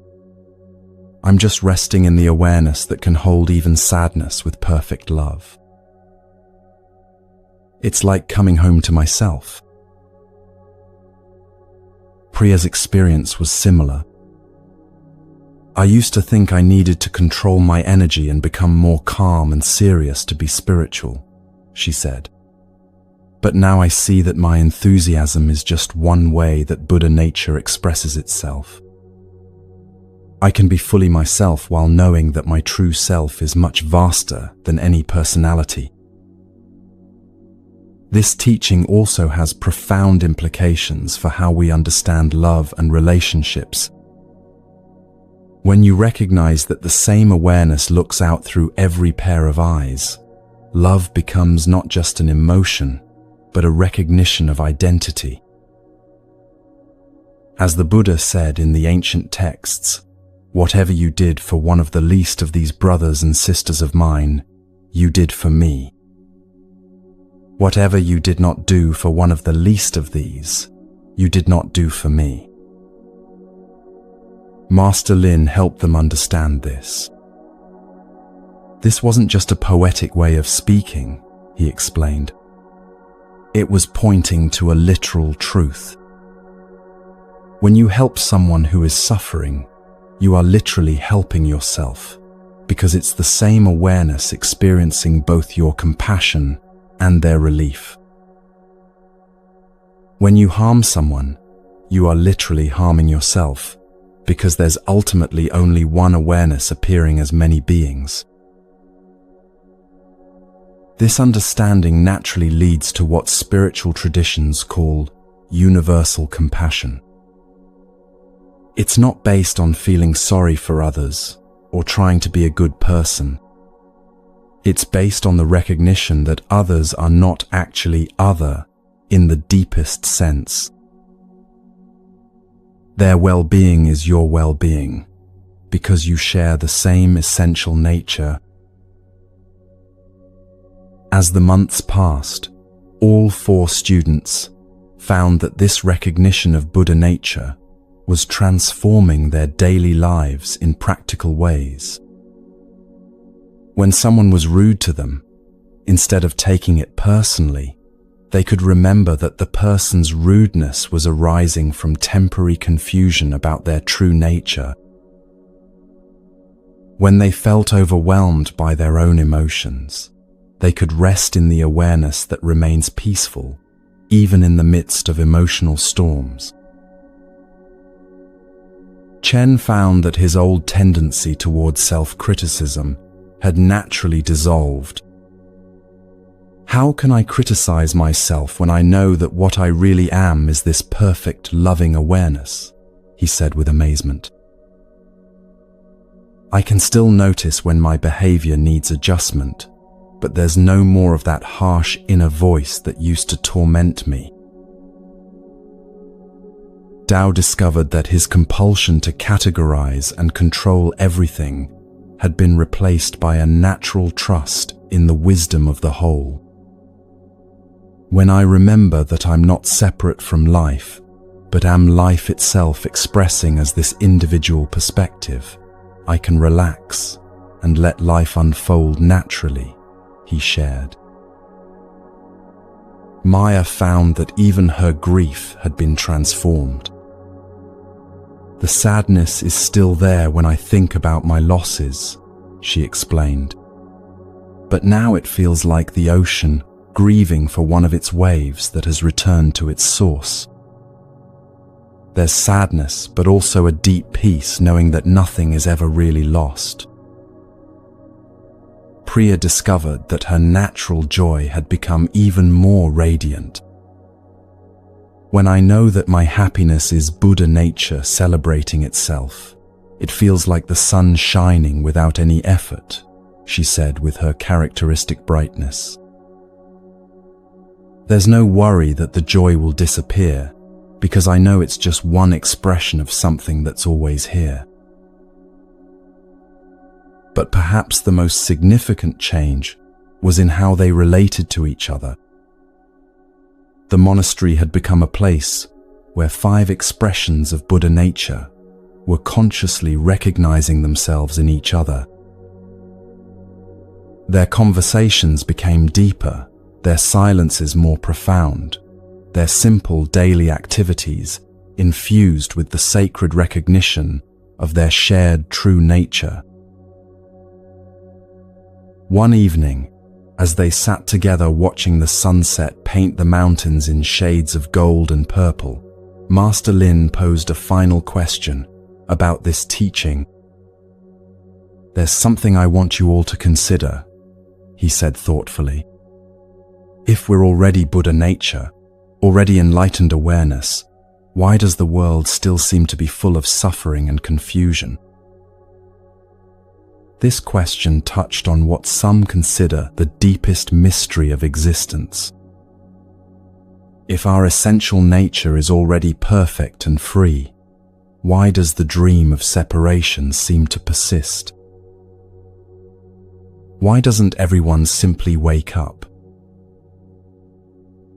"Maybe," Maya offered quietly, "it's like the ocean playing at being waves. The ocean doesn't stop being the ocean when it appears as waves. Maybe consciousness is playing at being separate individuals without ever actually becoming separate. And maybe," Priya added enthusiastically, "the play itself is perfect. Maybe even the forgetting is part of the dance, so that there can be the joy of remembering." Chen nodded thoughtfully. "It's like Buddha nature is so complete that it can afford to dream of being incomplete," he said. "So free that it can play at being bound."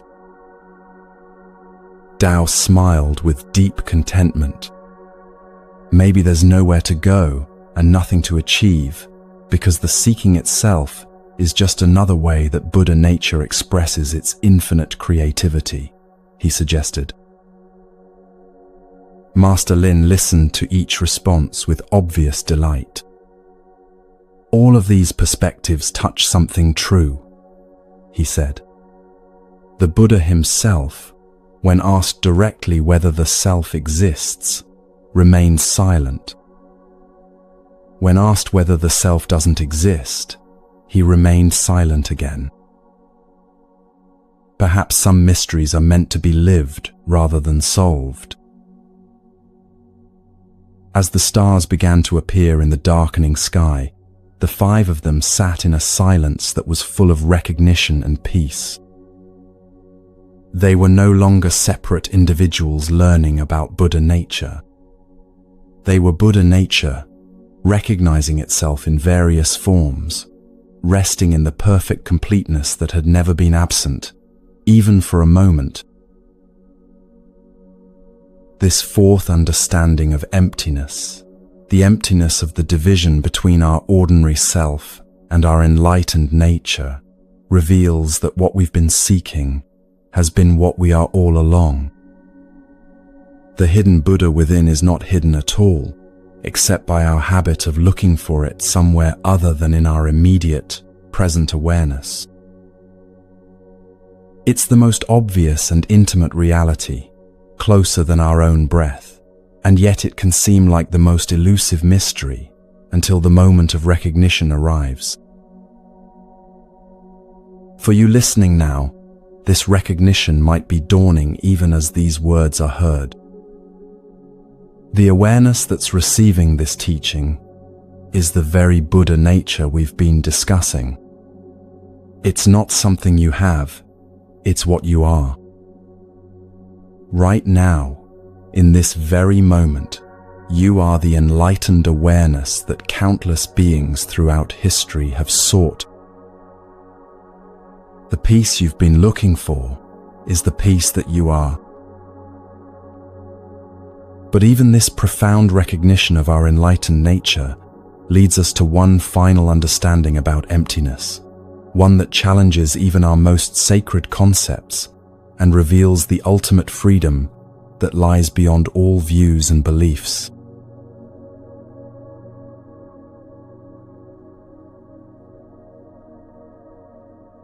The seasons had turned full circle since Chen first approached Master Lin about his sleepless nights, and the monastery had become a place where profound wisdom seemed to flow as naturally as the mountain streams. Chen, Dao, Maya, and Priya had all discovered layers of understanding about emptiness that had transformed their lives completely. They had seen through the illusion of a separate self, recognized the interdependent nature of all phenomena, understood the dance of awareness, and awakened to their true nature as Buddha consciousness itself. You might think their journey was complete, but Master Lin had been observing something troubling in his beloved students. Despite all their profound realizations, they had begun to speak about emptiness and Buddha nature with a kind of certainty that made him gently concerned. They would discuss these teachings with newcomers as if they were absolute truths that everyone should understand in exactly the same way. They had, without realizing it, begun to cling to their insights as if these insights were solid possessions rather than temporary pointing fingers toward mystery. One morning, as the early mist was lifting from the valleys below, Master Lin called his 4 students together for what he said would be their most important teaching yet. They gathered in the small meditation hall, their faces bright with anticipation, ready to receive whatever wisdom their beloved teacher was about to share. My dear students, Master Lin began, his voice carrying an unusual gravity.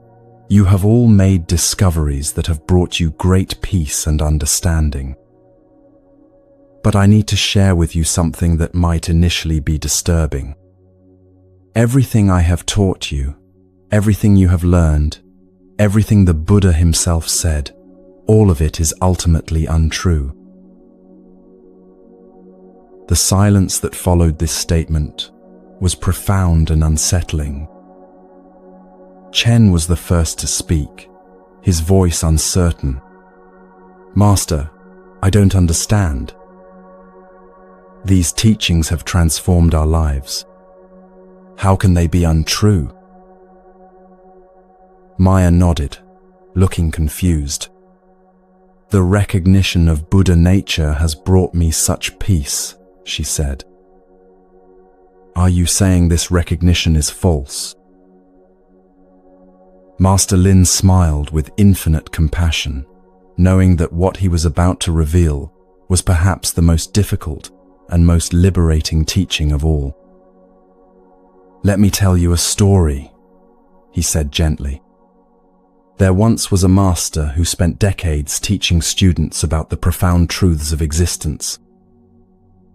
His teachings were beautiful, inspiring, and genuinely helpful. Students came from far and wide to learn from him, and many found great liberation through his words. But as this master grew older, he noticed something troubling. He saw that some of his most devoted students had begun to worship his teachings rather than use them as tools for awakening. They would quote his words as if they were sacred scripture. They would argue with people from other traditions about whose teachings were more true. They had become so attached to the beauty of his concepts that they had forgotten these concepts were meant to point beyond themselves. So one day, this wise master gathered his students and said something that shocked them deeply. "Everything I have taught you is a lie," he declared. "Every word I have spoken, every insight I have shared, every method I have given you, all of it is ultimately false." His students were devastated. But then the master continued, "These lies have served their purpose if they have helped you discover the truth that cannot be spoken. Now you must let go of even my lies, or they will become prisons rather than keys." Tao was beginning to understand, though the understanding felt like standing on shifting ground. "Master, are you saying that even the most profound teachings are just tools to be used and then discarded?" "Let me share with you what the greatest Buddhist philosophers discovered about this," Master Lin replied. "They recognized that there are two kinds of truth, conventional truth and ultimate truth. It is conventionally true that my name is Master Lin and that I am your teacher. It is conventionally true that you are 4 individual students learning about Buddhism. These conventional truths are not false. They describe our shared reality in ways that allow us to function and communicate. But we have also discovered ultimate truths," he continued. "Ultimately, there are no separate individuals, no solid objects, no independent existence anywhere.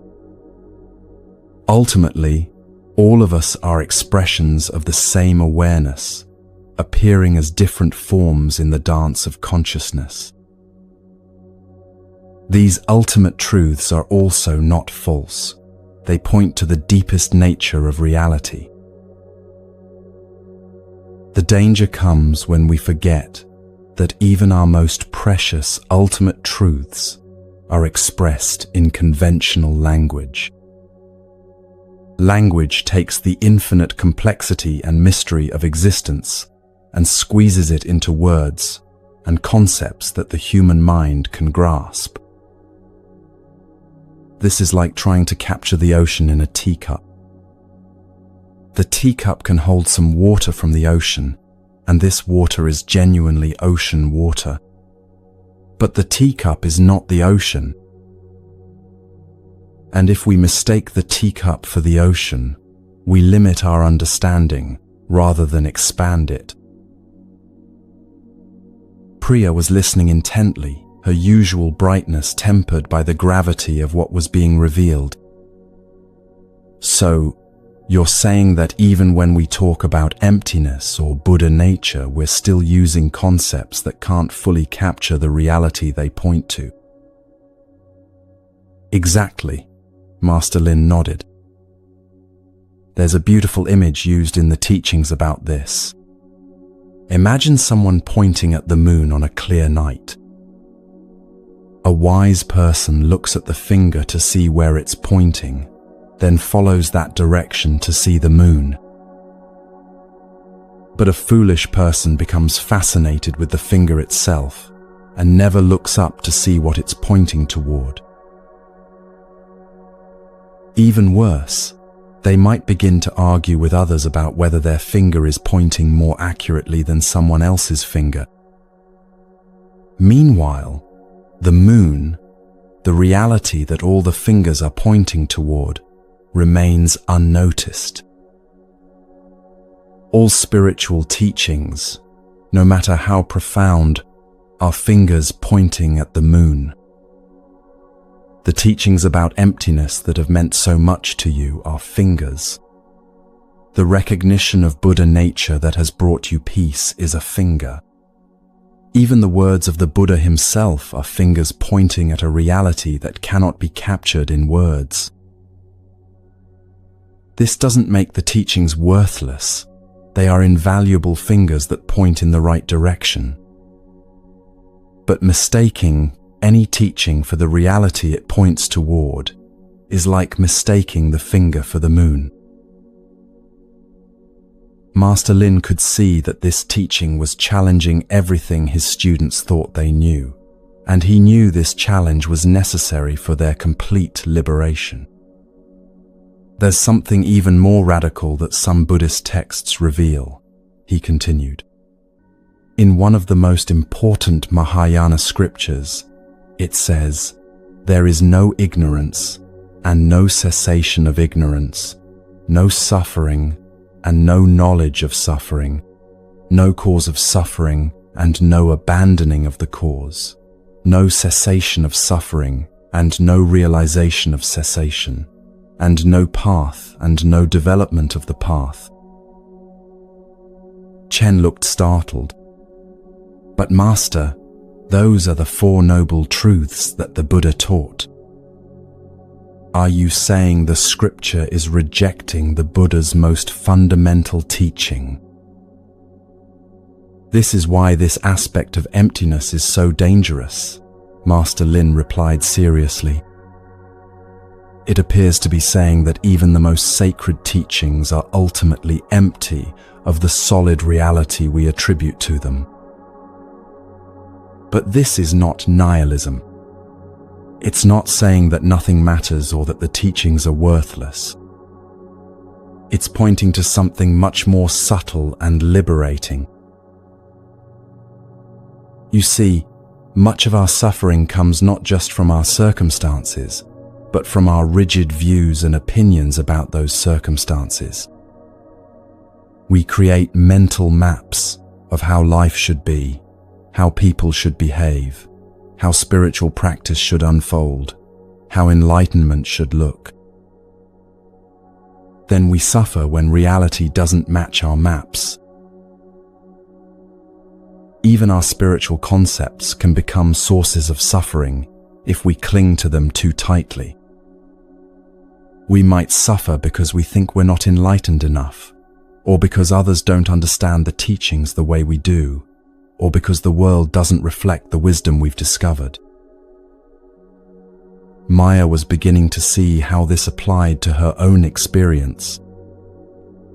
"I think I've been doing this," she admitted quietly. "I've been so attached to the idea that I found peace through understanding Buddha nature that I get upset when I still feel sad sometimes. I've been judging my sadness as a sign that I don't really understand the teaching." "And I've been doing it too," Dao added. "I've become so convinced that interdependence is the ultimate truth that I get frustrated with people who still think in terms of separate objects.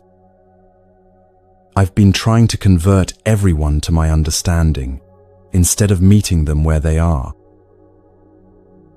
This is exactly why this final understanding of emptiness is so important," Master Lin said with deep appreciation for their honesty. "It's a safety measure, a reminder left by the greatest Buddhist teachers to take the Dharma seriously, really seriously, but not too seriously. To value all teachings, theories, models, and concepts, but not to value them more than we value life itself. Human thinking is simply too linear, too dualistic, and too limited to capture ultimate truth," he continued. "Our minds work by creating categories, making distinctions, building conceptual models. This is wonderful for navigating daily life, but reality itself is much more fluid, mysterious, and paradoxical than any concept can contain. The great philosopher Ludwig Wittgenstein recognized this when he wrote, "Whereof one cannot speak, thereof one must be silent." Chen was feeling both unsettled and liberated by this teaching. "So, does this mean we should stop studying Buddhist philosophy altogether?" he asked. "Not at all," Master Lin smiled. "It means we should study with what I call light hands. Hold your understanding lightly, like holding a butterfly. Hold it firmly enough that it doesn't fly away, but gently enough that you don't crush its delicate wings. Use teachings as skillful means to point you toward truth, but remember that the truth they point toward is beyond all teachings. This understanding naturally brings humility," he continued. "When you know that your deepest insights are still just fingers pointing at the moon, you become curious about how the moon looks from other perspectives. You become interested in how other traditions, other teachers, other students point toward the same ineffable reality. Instead of defending your understanding, you become eager to learn how your understanding might be deepened or expanded." Priya was nodding enthusiastically. "It's like realizing that everyone is trying to describe the same mountain, but they're all looking at it from different sides," she said. "My description isn't wrong, but it's not complete either." "Beautiful," Master Lin agreed. "And this understanding also brings tremendous freedom in how you relate to your own spiritual journey. You can engage fully with practices and teachings without the burden of having to get them exactly right. You can make mistakes, change your understanding, discover new perspectives, without feeling like you've somehow failed. You can be a sincere seeker without being a rigid fundamentalist. There's also a deeper freedom that comes from this understanding," Master Lin continued. "When you recognize that ultimate truth cannot be captured in concepts, you naturally become more present to what's actually happening, rather than to your ideas about what's happening. Your attention shifts from the map to the territory. You become more interested in this moment's actual experience than in whether this moment matches your spiritual concepts. This is a profound form of liberation." Maya was feeling a lightness she hadn't experienced before. "It's like I can stop trying to be a perfect Buddhist and just be present to what's true right now," she said with relief. "I can let my sadness be sadness and my joy be joy without having to fit them into any spiritual framework." "Yes," Master Lin said warmly.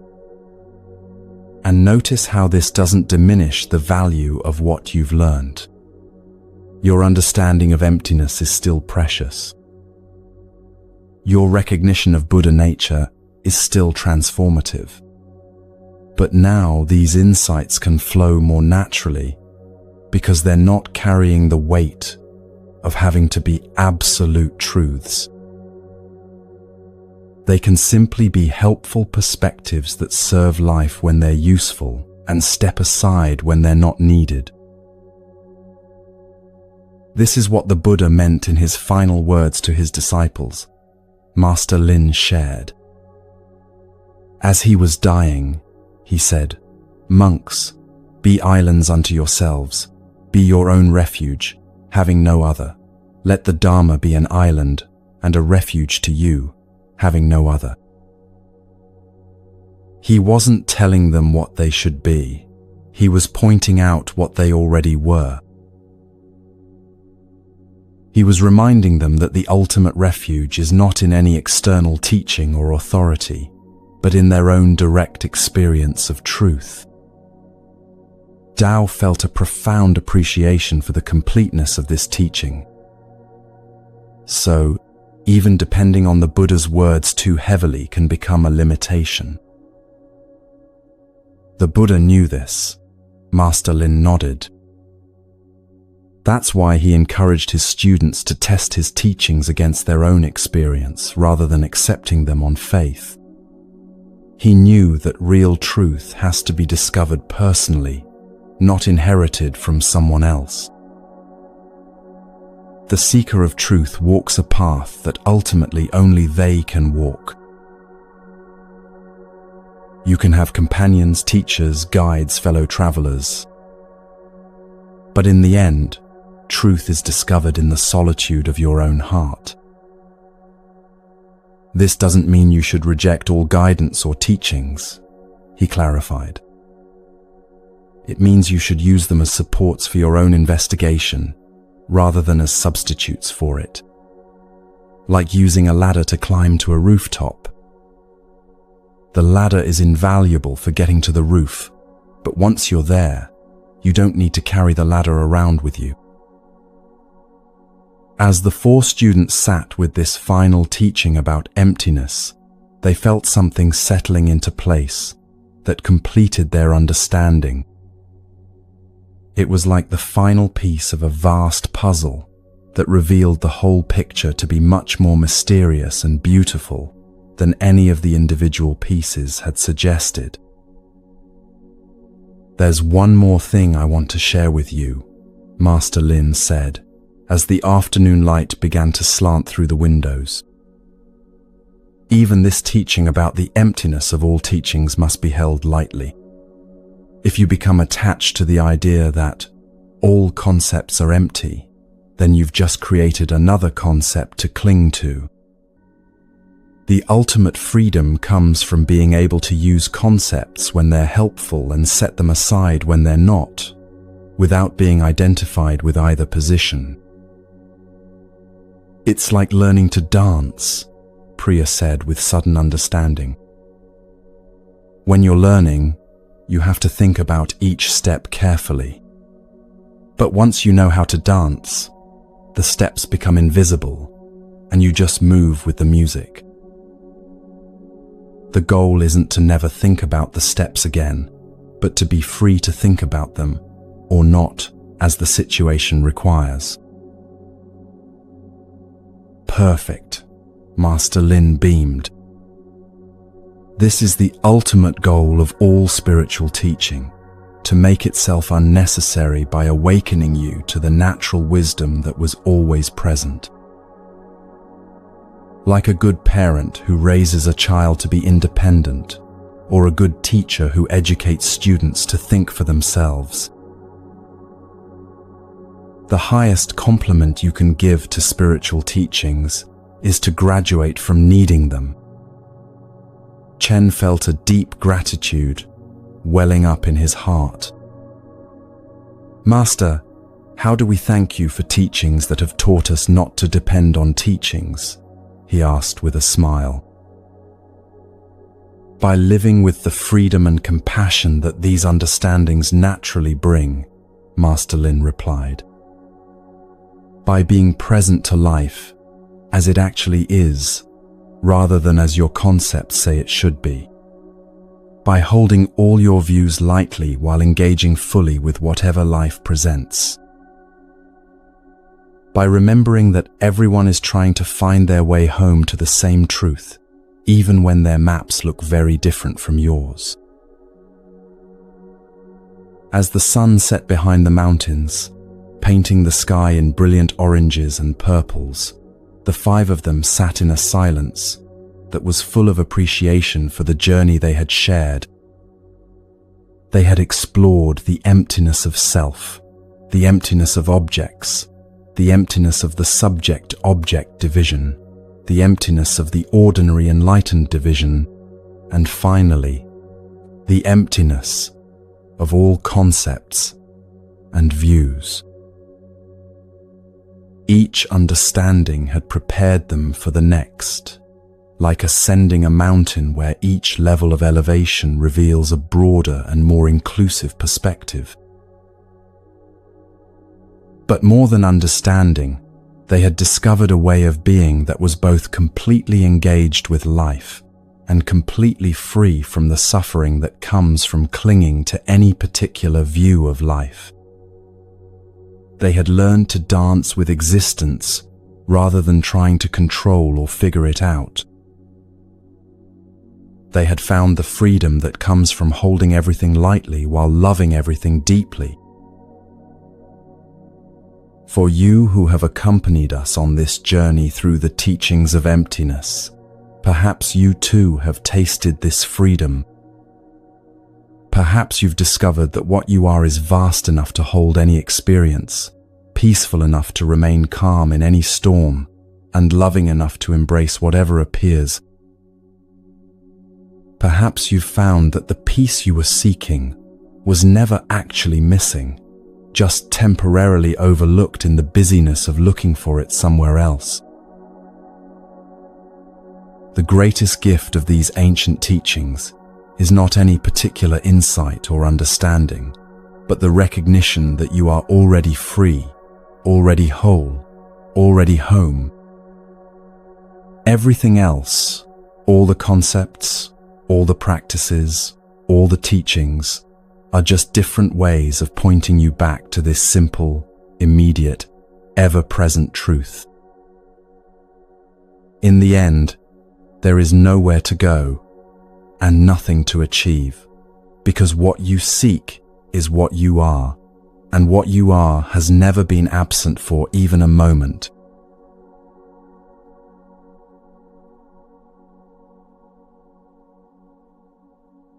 As the years flowed by like the gentle stream that wound through the monastery grounds, Chen, Dao, Maya and Priya had become teachers themselves, sharing what they had discovered with countless others who arrived seeking relief from the stress and confusion of modern life. But they never forgot that their role was not to give people new beliefs to cling to, but to help them recognize the peace and freedom that had always been present. What they had learned to share was how all 5 understandings of emptiness work together, like instruments in a beautiful symphony. The recognition that there's no separate self naturally leads to seeing the interconnectedness of all things.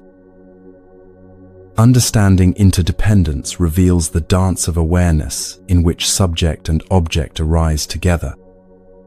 This recognition opens the door to discovering our true nature as Buddha consciousness itself. And finally, holding even these profound insights lightly allows us to live with complete freedom and spontaneous compassion.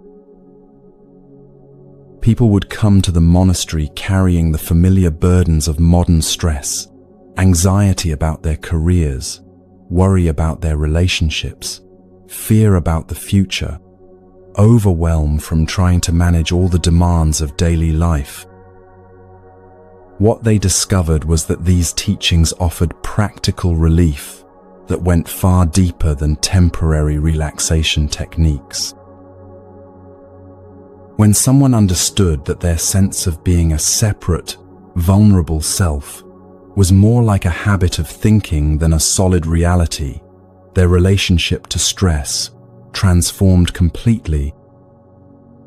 Instead of feeling like life was happening to them, they began to experience themselves as the aware space in which all experiences arise and pass away. Challenges still appeared, but they no longer felt personally attacked by their circumstances. The teaching of interdependence brought a different kind of relief. People began to see that their problems weren't solid walls blocking their path, but temporary patterns arising from causes and conditions.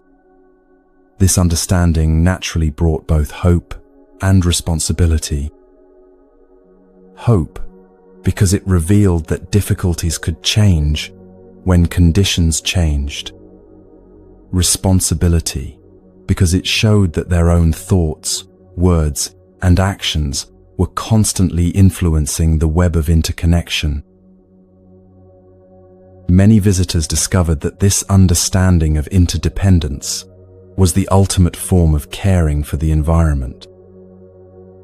When you really see that you're not separate from the natural world around you, environmental protection becomes as natural as taking care of your own body. Every choice, what you consume, how you travel, how you treat the earth, is recognized as caring for the larger body of life that you're part of. The psychological healing that came from these insights was profound.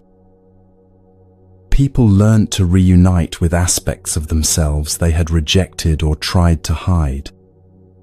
Understanding emptiness revealed that what they considered their good qualities and bad qualities were all temporary expressions of the same aware presence. This brought a natural self-compassion and an end to the exhausting war with themselves that so many people carry. As one visitor expressed it, "I used to think I had to choose between my light and my shadow, but now I see they're both part of the same wholeness." It's like discovering that the mountain needs both its sunny slopes and its shaded valleys to be complete. The recognition of Buddha nature brought perhaps the most radical shift of all. People stopped trying to become someone better and started recognizing the perfection of what they already were. This didn't make them passive or complacent. Instead, it freed them to respond to life from a place of natural wisdom rather than from the desperate struggle of an imaginary separate self. Parents found they could love their children without trying to control their children's lives. Partners learned to support each other's growth without demanding that their partner fulfill all their emotional needs. Workers discovered they could engage fully with their jobs without deriving their sense of worth from their professional success. The final understanding that even the most profound teachings are just fingers pointing at the moon brought a lightness and humor that made spiritual life joyful rather than heavy. People learned to hold their insights with appreciation, but not attachment. They could engage in deep spiritual practice without the burden of having to achieve some perfect state. They could make mistakes, change their understanding, and discover new perspectives without feeling like they had somehow failed on their spiritual path. Perhaps most importantly, these understandings naturally generated compassion. When you recognize that everyone shares the same essential nature, despite their different personalities and life stories, how could you not feel connected to all beings? Their suffering becomes your suffering because it's happening in the same universal awareness. Their joy becomes your joy for the same reason. This compassion wasn't sentimental or overwhelming. It was practical and sustainable. People found they could respond to others' difficulties with genuine care without getting lost in emotional drama. They could offer help when it was appropriate and step back when their help wasn't needed, all without taking anything personally. The monastery had become a place where ancient wisdom and modern life met seamlessly. Visitors would arrive stressed and fragmented and leave with a deep sense of coming home to themselves. They carried these insights back into their busy lives, finding that rush hour traffic could become a meditation that difficult conversations could become opportunities for practicing compassion, and that even their failures could be embraced as part of the perfect unfolding of life. The teachings of emptiness had revealed what the Buddha had pointed to so long ago, that freedom from suffering is not something we achieve, but something we recognize. It's not a distant goal, but our natural state, temporarily obscured by misunderstanding.